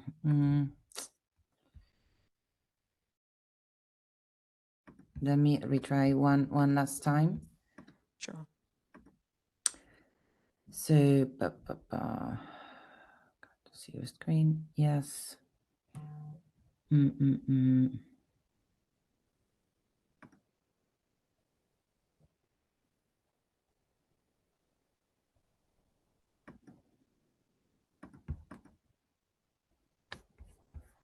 still don't, right? No. Nothing. No, I'm sorry. Probably it's just better because it's not. Yes. It's just, yeah. Apologies for that. So I'm gonna like start anyways. Chatting, great, thank you. And yeah, with this presentation. So, what the idea of the talk today is simply to discuss three main aspects related to potential trends and of technology, media, and journalism. And in order to do that, I'm going to go through three main topics that somehow relate to research that we've been undergoing at the University of Liverpool and also the Italian Digital Media Observatory. And the main, the core theme is that of decision making, right? So what's the connection between newsmaking and decision making in the digital age? If we can change slide. Thank you. So you probably remember the idiom, all the news that's fit to tweet, right? That was sort of a buzz idiom or, you know, a buzz phrase already a few years ago. But right now, actually, what instead we are hearing a lot about is this phenomenon of hashtagging. What's hashtagging? Well, it's basically leveraging and using an hashtag that is used by one group in order to make your own news or your own communications like popular, even though with a different meaning. And it's a phenomenon that that actually was started with the so-called like Proud Boys in the unfortunate like Trump's times. And then it's something though that it's used not necessarily for good reasons, but it's also used by groups of disinformators. But what's hashtag and why hashtags are important? Why I'm even like talking and introducing the concept of what an hashtag is. We are all familiar with hashtags. Well, because I think that right now and today for journalists, journalists have to pay a lot of attention to hashtag. And why so? Because an hashtag is a metadata tag that is prefaced by a hash, right? And we all know that. And they are using microblogging and photo sharing across like Twitter, Instagram, and so on and so forth. And basically, they allow you to cross-reference content. And this means that looking for an hashtag, of course, you can have access to various types of information. So writing the right hashtag on your, as you all know, as all you practitioners like know, on your news could make like your news particularly popular. So originally hashtags were called actually channel tags. And you would in 2007, which feels like really long ago if you read like the users' comments that were discovering hashtags, but actually it's not that long ago. Hashtags were considered quite a good idea, and you would read comments that would say, well, I'd still like to see more tag-like context too. And why so? Well, because it would make users' life easier in a way when it came to being able to retrieve information that they are really interested in. But with innovation, as always, as we were saying, like perils are there too. So if you hashtag an hashtag, then you can reach out a very wide audience and spread misinformation and disinformation. Sorry, can we change slide? And next slide. Thank you. And so what? No, it just sorry. I think there's a slight delay. So when it comes to the the outline of this talk, it was like this slide just before, 2 slides before. So I'd like to talk a little bit about a project that the Italian Digital Media Observatory is working on together with like Luminate and Water on Mars. And it is about the Italian snap elections. So as you probably know, Italy is facing general elections on the 25th of September. After, actually, if we can go back to the slide before, because there were like other 2 slides before. Sorry. And yeah, that's also fine. Okay, great. And then the second project that I'd like to introduce is about natural language generation and GPT-3 and the potential role of GPT-3 for journalism. And finally, I'd like to touch upon a new research project that is focused on fact-checking and building argument technology for impartial fact-checking. And it's a project that will kickstart very soon in 2 months, and it's actually highly relevant for journalists. So start providing a brief overview of the Italian elections and media literacy project. That's the way I would call it. Next slide. So as you probably know, after the resignation of the Prime Minister Mario Draghi on the 21st of July, we will have snap general elections very soon. Why are these elections, well, in a way, very important from a digital perspective? Because these are the first elections happening after the Digital Service Act has been ratified by the Council of the European Union. And this, of course, like raises loads of questions. What is the role played by digital and social media in propaganda campaigns? What effect do algorithmic recommendation systems of different social media platforms have on spreading political agendas? And what is the role played by communities of fake news spreaders in shaping public opinion? So these are all, of course, million-dollar questions, but definitely, next slide, please. Definitely through the help of like Luminate and Water Mars, we are implementing computational social science methodologies to try to navigate these infospheres and also its relation to propaganda. And in particular, we're working with social network analysis as well as natural language processing one. Of course, data collection plays an important aspect. And right now, thanks to APIs, so application programming interface, there's the possibility to collect a wide range of data from Facebook, from Instagram, from TikTok, from YouTube, and from Twitter. Next slide, please.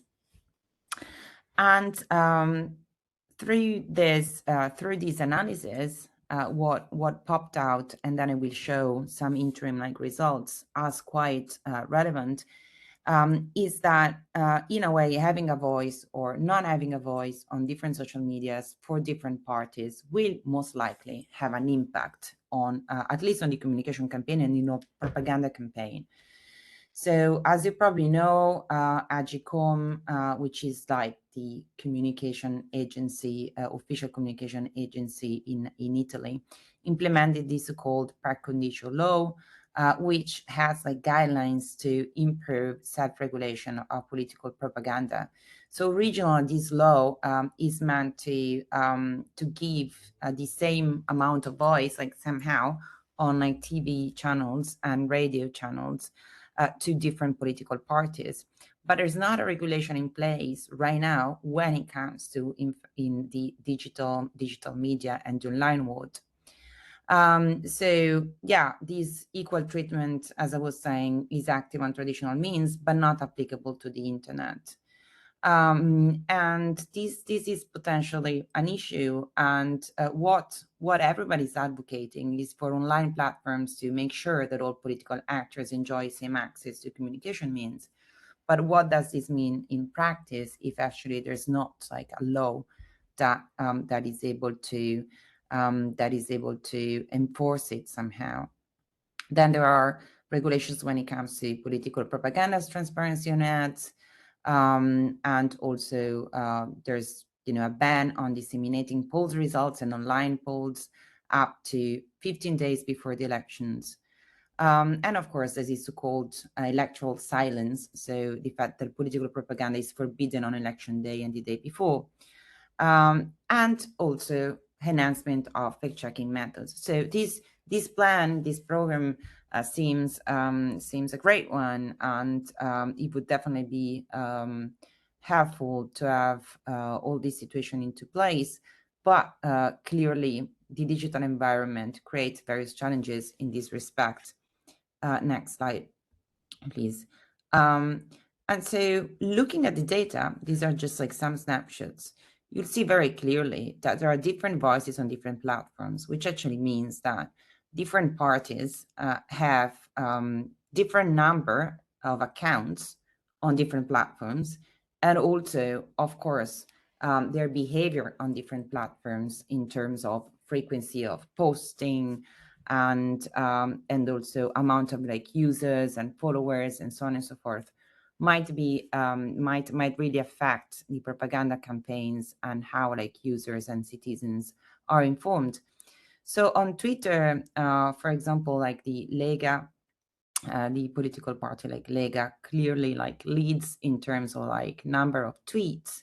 And then we were also like able to trace back how many tweets are published like every day across various like spans of time. And this allows you to understand, oh, okay, like that day is a very hot day in terms of tweeting. Why is that so? And why is one political party tweeting more than another one, for example? Next slide, please. But then on YouTube, which is, different social media platform, this situation is more complex in a way, because not every political party is represented, and also there are like average views count per parties, which actually do not cross-cut, or they're not the same as average comments count per party, right? So for example, you do have a lot of views for, again, the Lega party, but actually when the parties which is center right, it actually gets more comments. So which means that there's more active engagement on the part of the users. And then of course there's also the possibility and the chance to see what are like the main words, so the words that are more frequently used in titles on YouTube videos, and also in the very like text of the video too. Next slide, please. And also like the average likes per party, they do change quite a bit. And so when it comes to the likes, for example, the 5-star movement seems to be the luckiest one. Next slide, please. And then of course there was a big issue that popped up like recently when it came to TikTok, because certain parties were already on TikTok since like 2019. And instead, like I think like 2 weeks ago, basically, on 1st of September, then we had some candidates, some politicians that decided to join like TikTok, and this was like very controversial. And there were like users like praising this choice in order like to involve like the younger generations, and others instead like criticizing the way they were communicating on TikTok, because of course there's also a specific code, communication code, that has to be used in order for different social media channels to be effective, like for real. Next slide, please.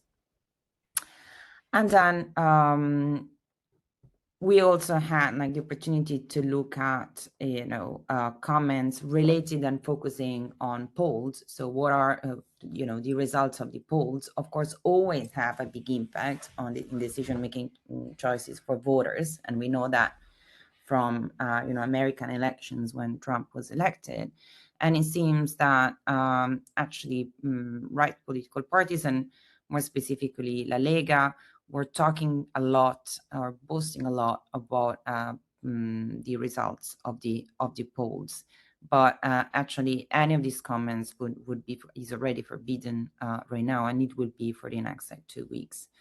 Next slide, please. Last but not like least, another a challenging aspect that journalists have to face, and not only like journalists but also social media users, is actually the multimodal nature of communication right now. And so when I started like working on this project, I just like realized that that basically I didn't know what this emoji with the break would mean. And actually looking then at the comments and talking with the researcher at Water on Mars, I learned that actually these emojis is generally used by alt-right groups to identify themselves, and then like to bring and to develop like networks, also to spread misinformation, for example. So there's also all these multimodal aspects that need to be taken into account. And then next slide, please. I would probably jump over to number 16 in the interest of time. And when it comes to the other challenges, of course, another big challenge is constituted by hate speech. There's a lot of hate speech that we could see online, despite actually going against Twitter policies. And finally, there's also another big issue, which is the analysis of anomalous distributions of bots, or anyways, like accounts that seem to have a behavior which is a non-human one, and actually constitute main actors to spread disinformation and misinformation. And Dr. Lorenzo Federico at Data Lab is working on new methodologies to make these bots emerge. So quickly, I'd like to just go through the challenges and also the opportunities that can be brought about by GPT-3 and the so-called GPT-3 revolution. Next slide. And so you probably know what GPT-3 is. So it's a new pre-trained language model for language generation that has been released by OpenAI. And it is a revolution for the computational world and the digital world, like simply because right now, through an open access tool, you can automatically create like text that is very much like human-like, and you can do that with few shots learning. So which means that you don't basically need annotated training data to build and to develop your machine learning systems. And of course, GPT-3 has a plethora of applications, from language translations to generation of articles, codes, and works of art, which also means, though, that you can definitely automatically generate like news. Next slide, please. And so this is the OpenAPI like playground, and you can see that writing prompts through this playground is kind of like easy.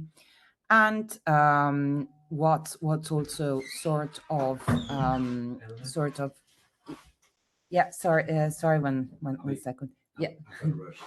Thanks. Thank you. What's also like sort of really interesting is that you can even create short propaganda messages through GPT-3, and it's something that we are working on at the University of Liverpool. And next slide, you can, for example, like see how asking GPT-3 to write a piece of propaganda as if you were Giorgia Meloni or Matteo Renzi, you get pieces of text that somehow could definitely be authentic. Next slide, please. So finally, and sorry, since I've been talking for far too long, but I just wanted to introduce our upcoming project funded by the European Media and Information Fund, which is entitled Leveraging Argument Technology for Impartial Fact-Checking, together with University of Dundee, and of course, having like Luis as main leader. And in the next slide, I'd like to introduce our research questions. So the main topic of the research project is that of giving journalists the tools to develop impartial fact-checking, because of course, fact-checking is a very complex task, also from a cognitive point of view.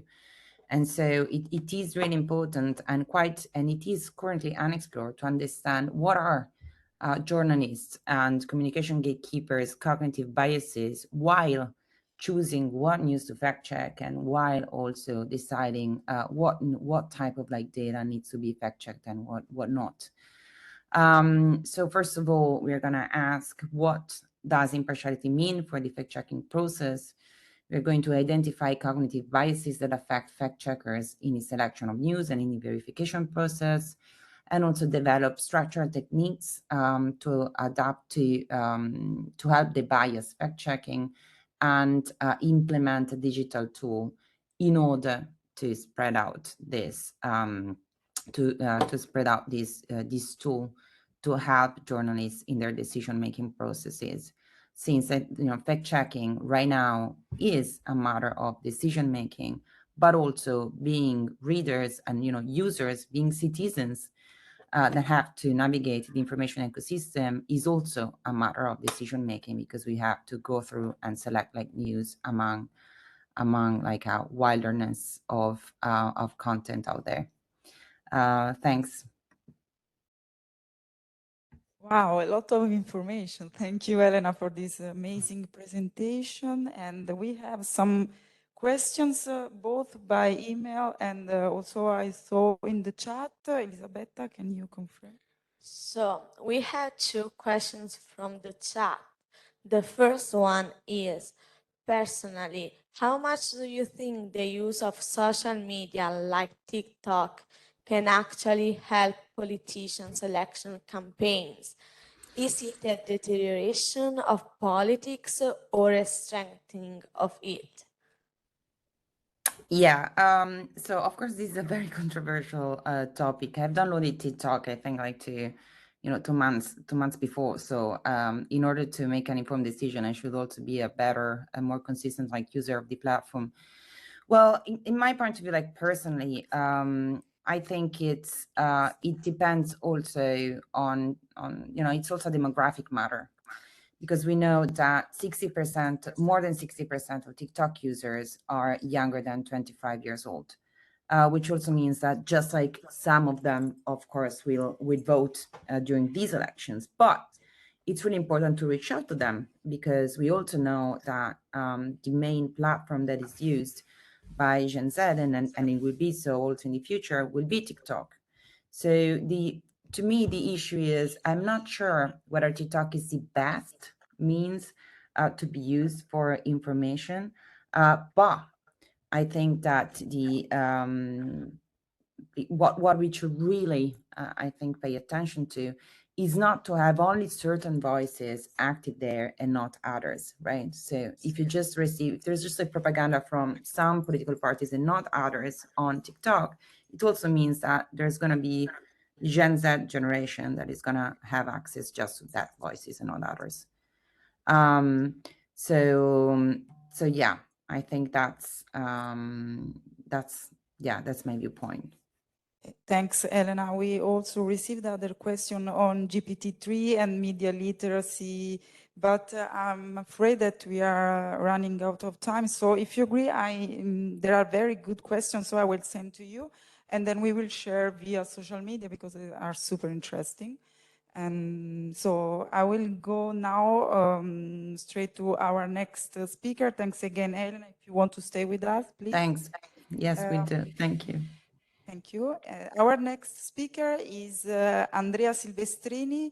He's head of operations at Spotify. He's responsible for information digitalization, data strategy, deal implementation, right management, and contract compliance. Hello. Hello. Can you hear? Okay. Can you hear me? Yes, very well. And floor is yours. Welcome. All righty. Thank you. It's a pleasure. So as I said, my name is Andrea Silvestrini. I've been working with Spotify for almost 5 years as head of operations, and before that, I had a long career in Microsoft, almost 25 years. So we could say that my entire professional life has been in the tech industry. I've been asked today to talk about podcasts, and so in the next 10-15 minutes, I'd like to essentially tell you the story about how Spotify became essentially the #1 platform for podcasts. You may be familiar with Spotify as a music app, probably because you are fairly young. Most of you will use Spotify as a music app. We are, the #1 music app in the world with almost 440 million users. But 4 years ago, we made a kind of risky move because we decided to enter podcast in a significant way and go head to head with Apple for this market. And so back then, many people thought that this was kind of a crazy move, if you think about it, because essentially Apple created the podcast market. Podcast was invented by Apple with the launch of the iPhone in 2008. And they had, of course, the greatest market share of podcasts up to that point. And so going after a competitor like Apple was not a slam dunk. But Spotify, nevertheless, decided to do it for a variety of reasons. The one reason essentially was that while Apple created this market and owned that market, they were not really innovating. Apple, of course, is a super large company, very wealthy. The podcast was not a didn't have a size that was really interested for Apple. Of course, Apple is mostly a hardware company. They make most of their money from hardware. And so essentially they created this market, but then they left it on its own. They didn't really invest in it. And so Spotify thought that actually we could come in and out-innovate Apple, because essentially their focus was on something else. The second reason why Spotify decided to enter the podcast was because we don't consider ourselves just a music subscription service. Spotify has the ambition to be an audio platform, and therefore, podcast was, of course, a natural tangential business that made a lot of sense for us to be in. The third reason was a reason that relate to the marginality of our business. You may not be familiar with the tech industry, but essentially the tech industry has a very high gross margin. And the reason it has a very high gross margin is because the cost to serve the marginal user is virtually zero. If you take Google or Facebook or Microsoft, let's say Microsoft, you spend $5 billion to build Windows. And the cost to serve the first user is 5 billion. But then every additional user is zero, because the product is already there. In order to reproduce the product, you do it digitally, so it costs nothing. You distribute digitally, so it costs nothing. And the transaction cost is also zero. So some unique feature of tech companies, the tech industry, is really to have this very high gross margin, because the cost of goods sold is fairly low. Spotify, unfortunately, does not enjoy that, despite the fact that it's considered a tech company, because essentially we pay royalty to the music industry for the music that the users listen to. And the royalty can be up to 70–75% of the revenue. And so we don't have the zero marginal cost for the user, because every new user that comes to the platform and listen to the music, Spotify does pay a certain percentage of royalty. And so for Spotify, in order to improve the marginality, it is important to find adjacent businesses that have a better marginality. And podcast certainly is one of those, because essentially with the podcast, you have a fixed investment to produce a podcast, and then you have this zero marginal cost to serve additional users. And last reason for Spotify to enter into this podcast business is essentially we had this theory that there could be a very positive flywheel between music and podcasts, meaning if we are able to attract new user to our platform, to our app, because of the podcast, once they are there, they're going to listen to podcasts, but then they will listen also to music. And therefore, there would be this positive reinforcement between these two business, music and podcasts. So these are really the reason why about 4 years ago, Spotify decided to invest significantly in podcasts. Now, Spotify did have podcasts even before 4 years ago, but we didn't really invest significantly. We didn't really make it a core strategy for our company. So what did we do? Starting 4 years ago, we really followed and executed on three-pronged approach or strategies. One approach was essentially organic tech innovation from our R&D team. Another approach was a series of acquisitions of small companies and startup that would nicely fit and complement our offering and would add value to the user. And the third approach was essentially to create originally and exclusive content that could only be listened to on our platform. And let's go through this different approach. The first one is about how we innovated on the format. If you look back at how the podcast was before we entered, it was essentially one single file that contained content and advertisement.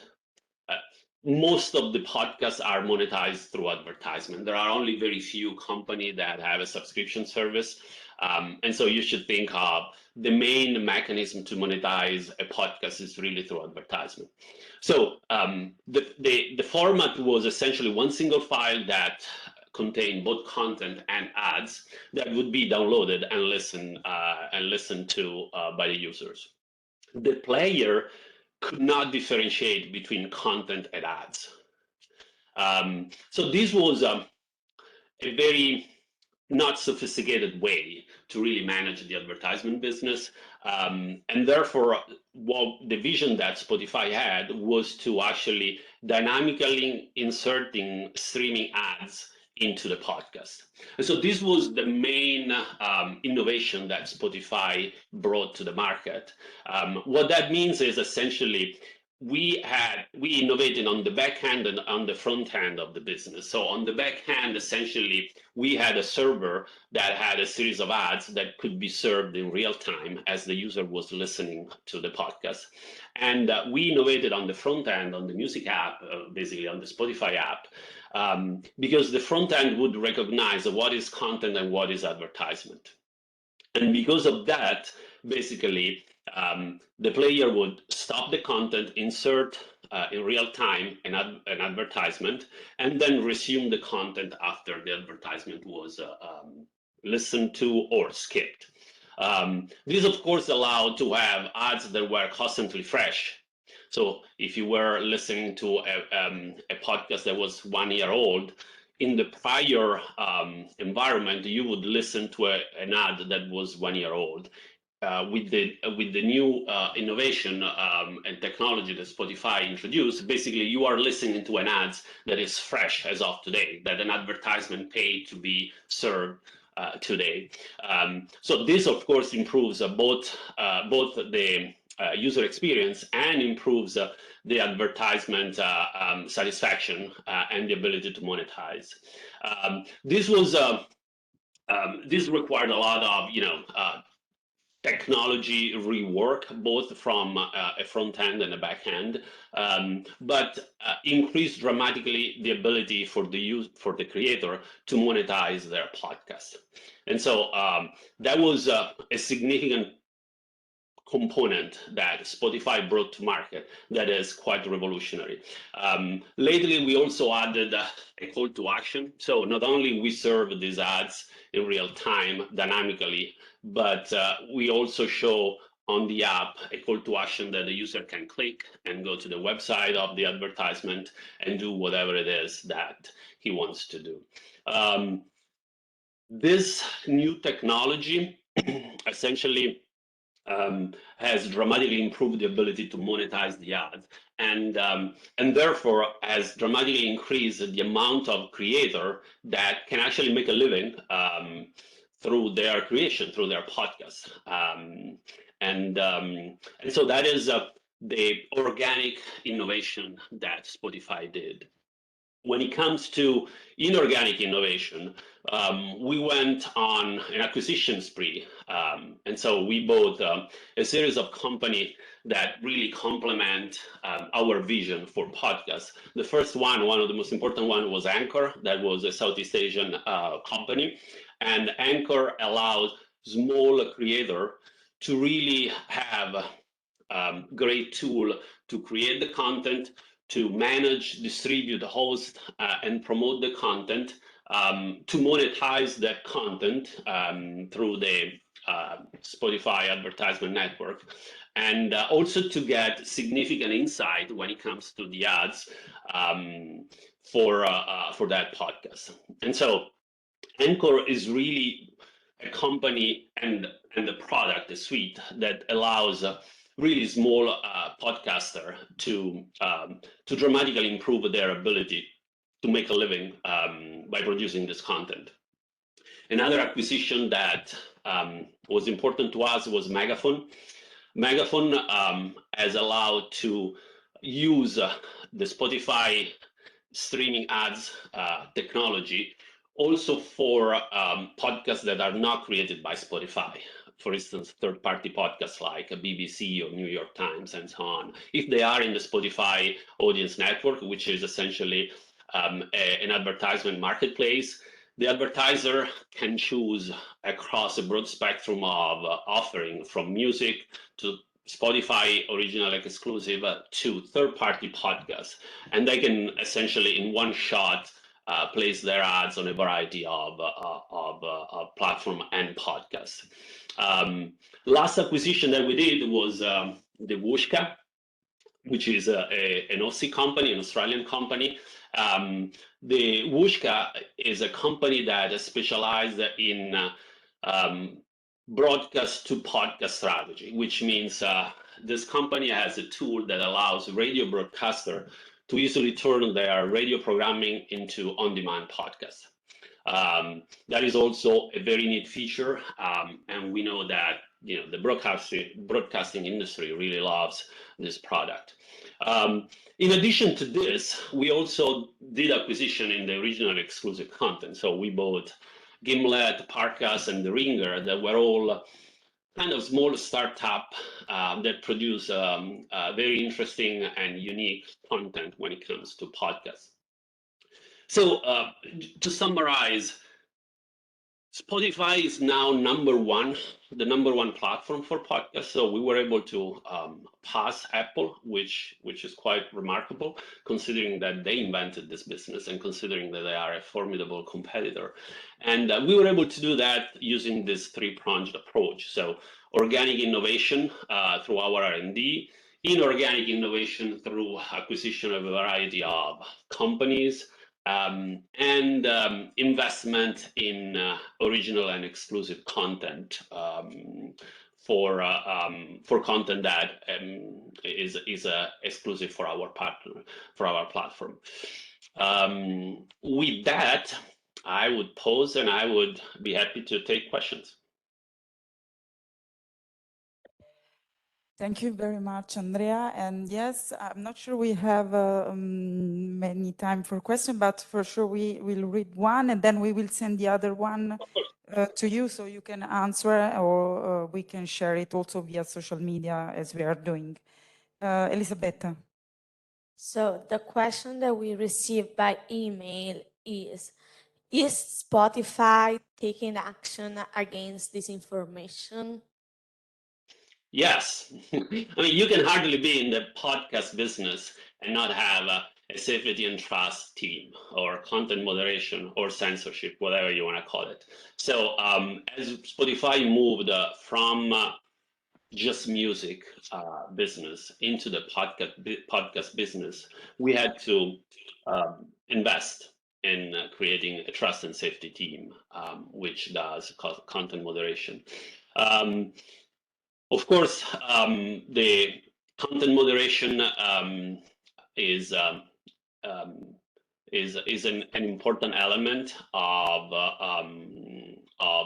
the podcast. We had to scale up the business, and we are using artificial intelligence and human in order to do that. Because essentially, to go back to the question that was asked before on artificial intelligence, when you run a platform like we have 440 million users, there is no way that you can have enough body to just do content moderation just with humans. And so you really need to use artificial intelligence as a first line of defense in terms of moderate the discussion.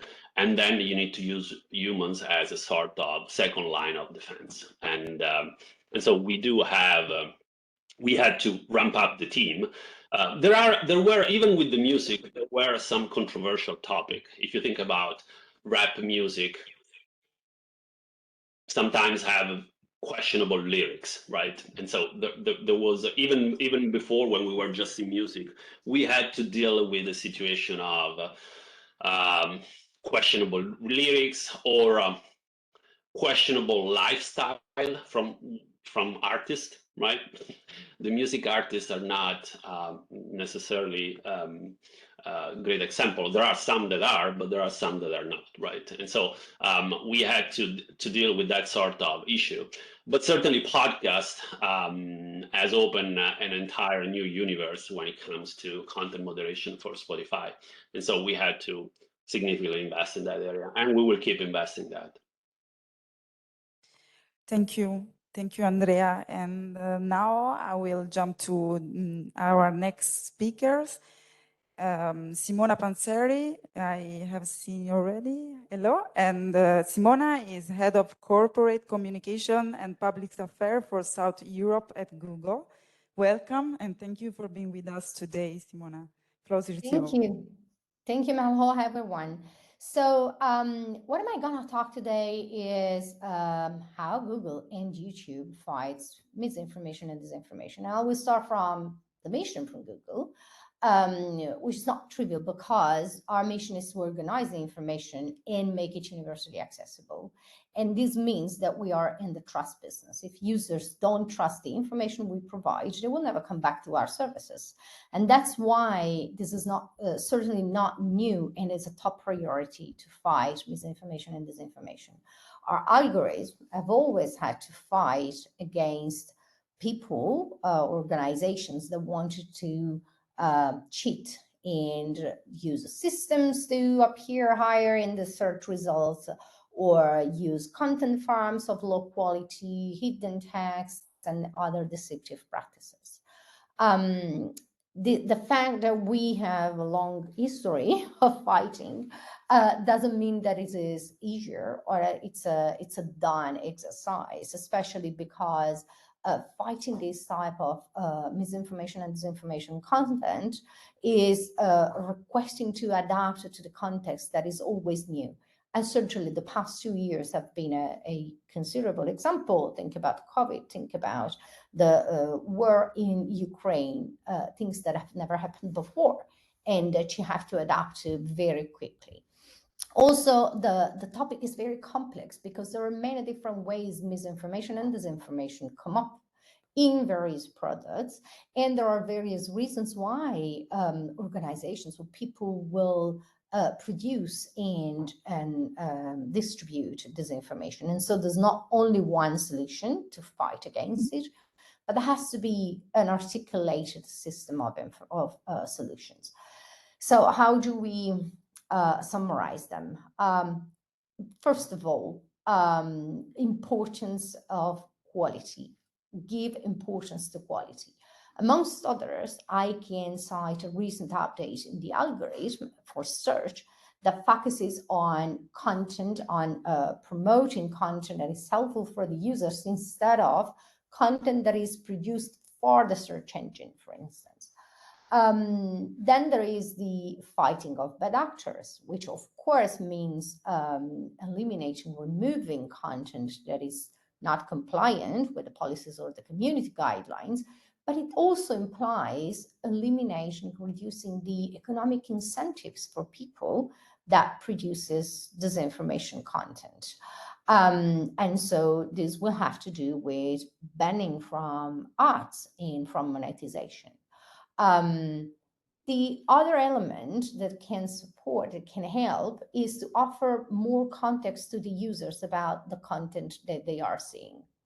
And in this category, I can put the info panels or the news shelves we are offering on some of our services like search or YouTube, the fact check labels that we're offering in news, or transparency reports where we are periodically disclosing to the users the results of our trust and safety teams activity that are monitoring, that are making sure that content that is inappropriate or violating policies and guidelines has been removed. And of course, this is not something we can do all on our own. And so collaboration with third parties, external experts is super relevant. And in that category, there are initiatives like fact-checking projects that we are supporting, the Trust Project in journalism, or back in 2018 already signing the EU Code of Practice on disinformation. Now, where do we start from to go into details? So, as I said, raising up authoritative sources across our products is the basic. Take the COVID example.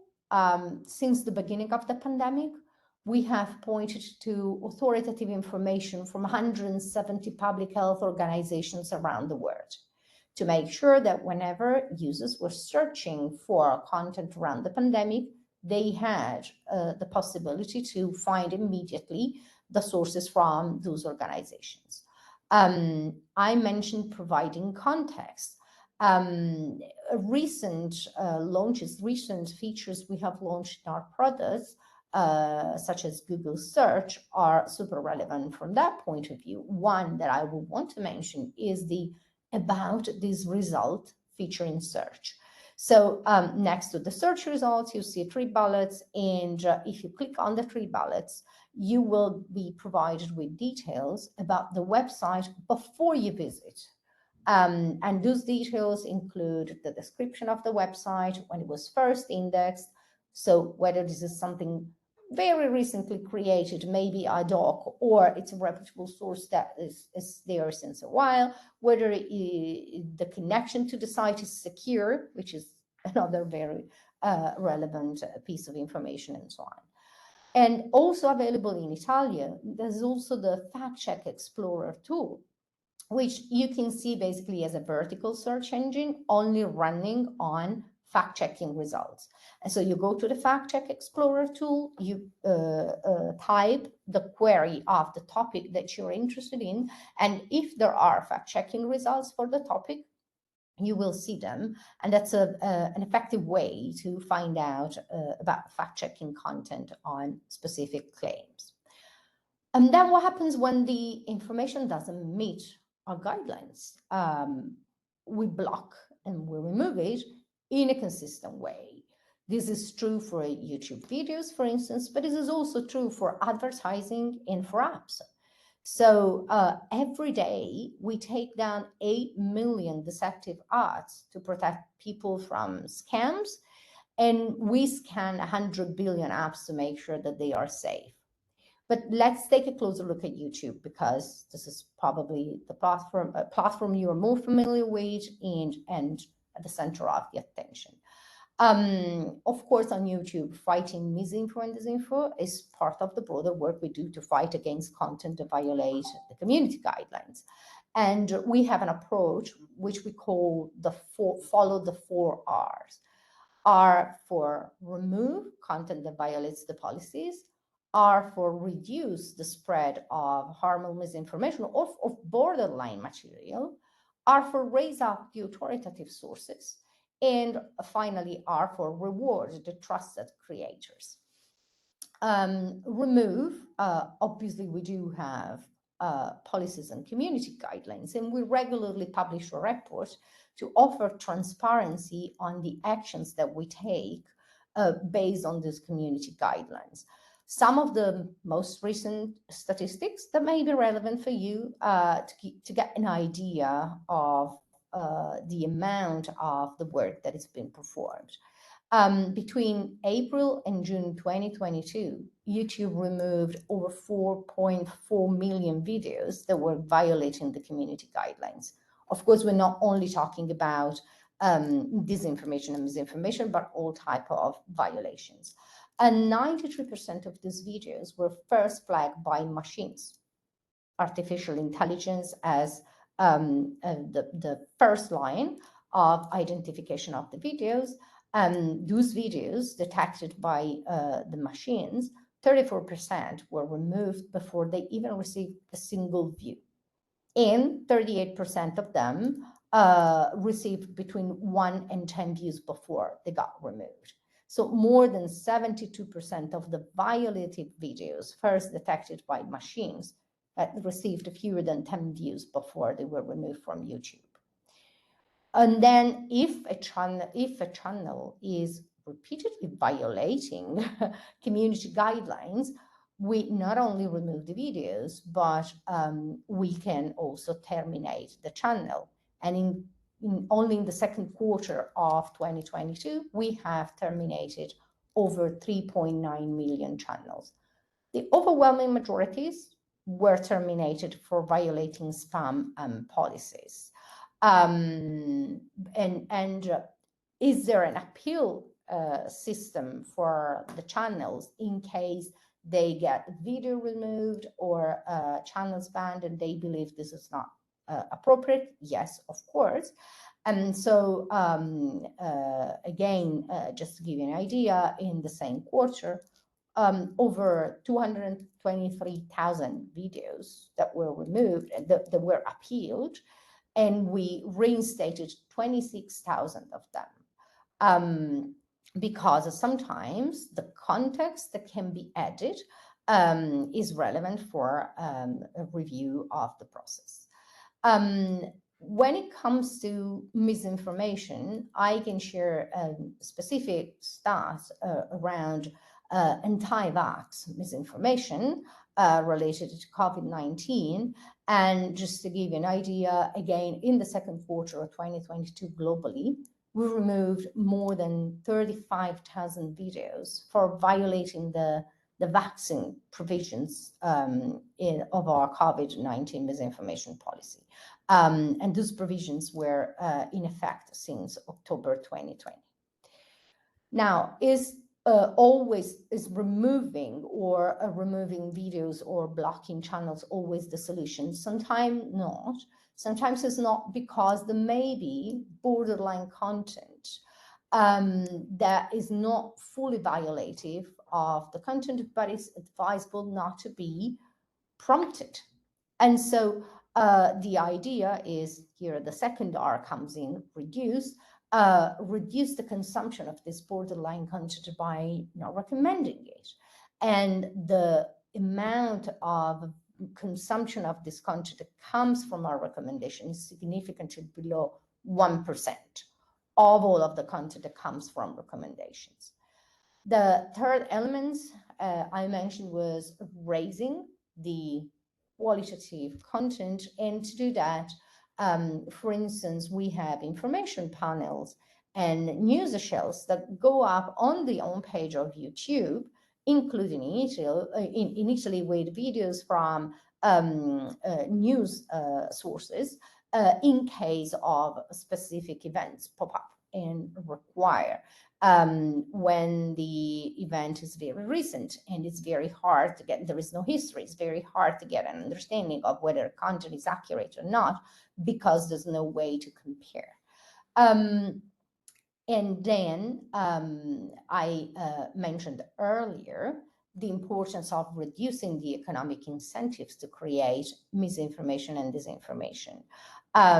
Here, the arts is the area where obviously we are acting on. And in terms of rewarding the creators of good content through monetization, of course, the other side of the coin is to avoid that bad content or inappropriate content or borderline content can be monetized sorry, through advertising. But this is not only true about YouTube. The policies around bad ads, what we call bad ads, are global and also go on all of the other products where we have advertising. And we do publish quite regularly a report on the advertising and the policies related to advertising. And so if you search for that, you will find a lot of details and statistics about this. Just to give you an idea, in 2021, we removed over 3.4 billion ads that were violating the policies. And the actions can also go to blocking or restricting the possibility of a publisher to serve ads on their pages, and so to be rewarded for and earn money from this activity. Specifically talking about the war in Ukraine, for instance, as soon as the war started, we did institute what is called a sensitive event, that is a policy related to prohibiting ads from profiting from a specific situation or exploiting the situation. And so it was nobody was allowed to run advertising around this. Then the things I have described are related to the initiatives around products and how do we fight misinformation and disinformation within the products. Apart from that, those initiatives are complemented by investments that we make in order to cooperate with partners. And so the Google News initiatives, for instance, which is an initiative that cooperates with publishers, has provided verification training to more than 90,000 journalists, or is surfacing independent fact checks for specific content. And also, we have a safety and dedicated engineering center on content responsibility, which is located in Dublin. And it's a regional hub for experts, experts from Google, but also experts from other organizations and for regulators to look at and cooperate at the way we tackle illegal and harmful content, and make sure that there's an emphasis on openness and transparency of these initiatives. Because as I said before, this is a really gigantic task that no company and no organization can tackle on its own. And cooperating is extremely critical to get to results, always better results.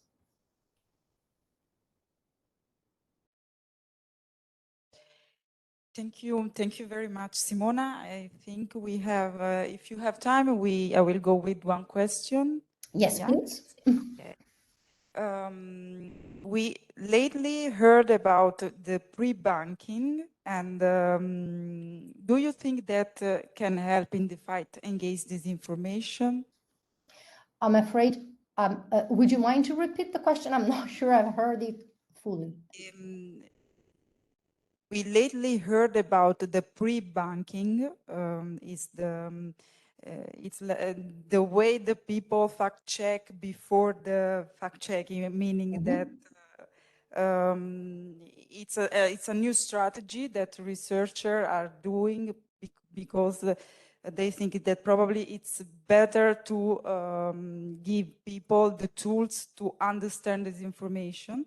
So, for instance, the Italian television with the IDMO, the Italian Digital Media Observatory, prepared the digital pills in order to show how this information is working. So the pre-banking is something like that. And do you think that this can help the fight against disinformation, if Google are doing something like that in his strategy? Right. So I think the initiative, this type of activities might go under the category of offering additional context to the users when they're reading a piece of information.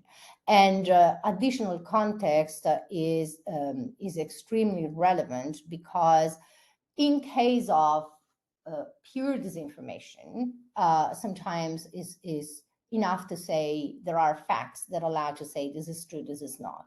But there are a lot of gray areas, like in the misinformation. And at that point, what is extremely important is to offer readers and users the possibility to find different elements around a piece of news that allow them to understand that this is not to be taken for granted as something true, or that there are different opinions around this. So for instance, even the fact that different fact checkers may end up offering opposite results in fact checking one piece of information may appear to be a bad thing, but in reality, it's also a good way to demonstrate that there is no agreement on a specific content. And so whether this is not something that Google would do in its own, Google is not doing fact checking, but it's allowing for fact checking content to be surfaced and to be surfaced in the appropriate context, maybe next to the piece of information or when someone is searching for it, and making sure that there's the possibility to get to hear about the different perspective. Thank you very much, Simona. And we received also other questions, but I think in part you already answered, but we also share with you it's about data and privacy. So if you agree, we can send to you, and then Yes. we will try to answer to all the questions then, that we received. Absolutely. Thank you very much. Thank you. For being with us. And I also thank to all the participants, the speakers, the Elisabetta, Gianmarco, everyone here who helped us. And we will also made the registration of this webinar, so we can use it also for a training session in the future, if you agree. And so thank you very much for everyone, and see you next time. Thank you.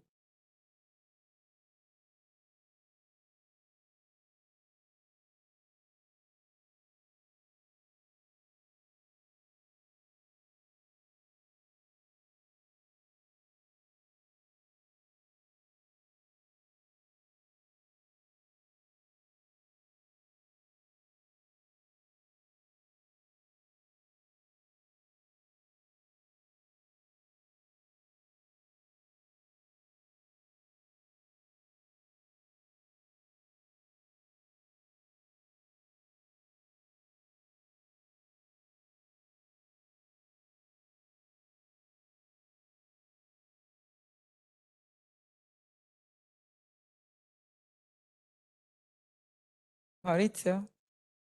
Thank you, Mauro. Ciao, chiudo io.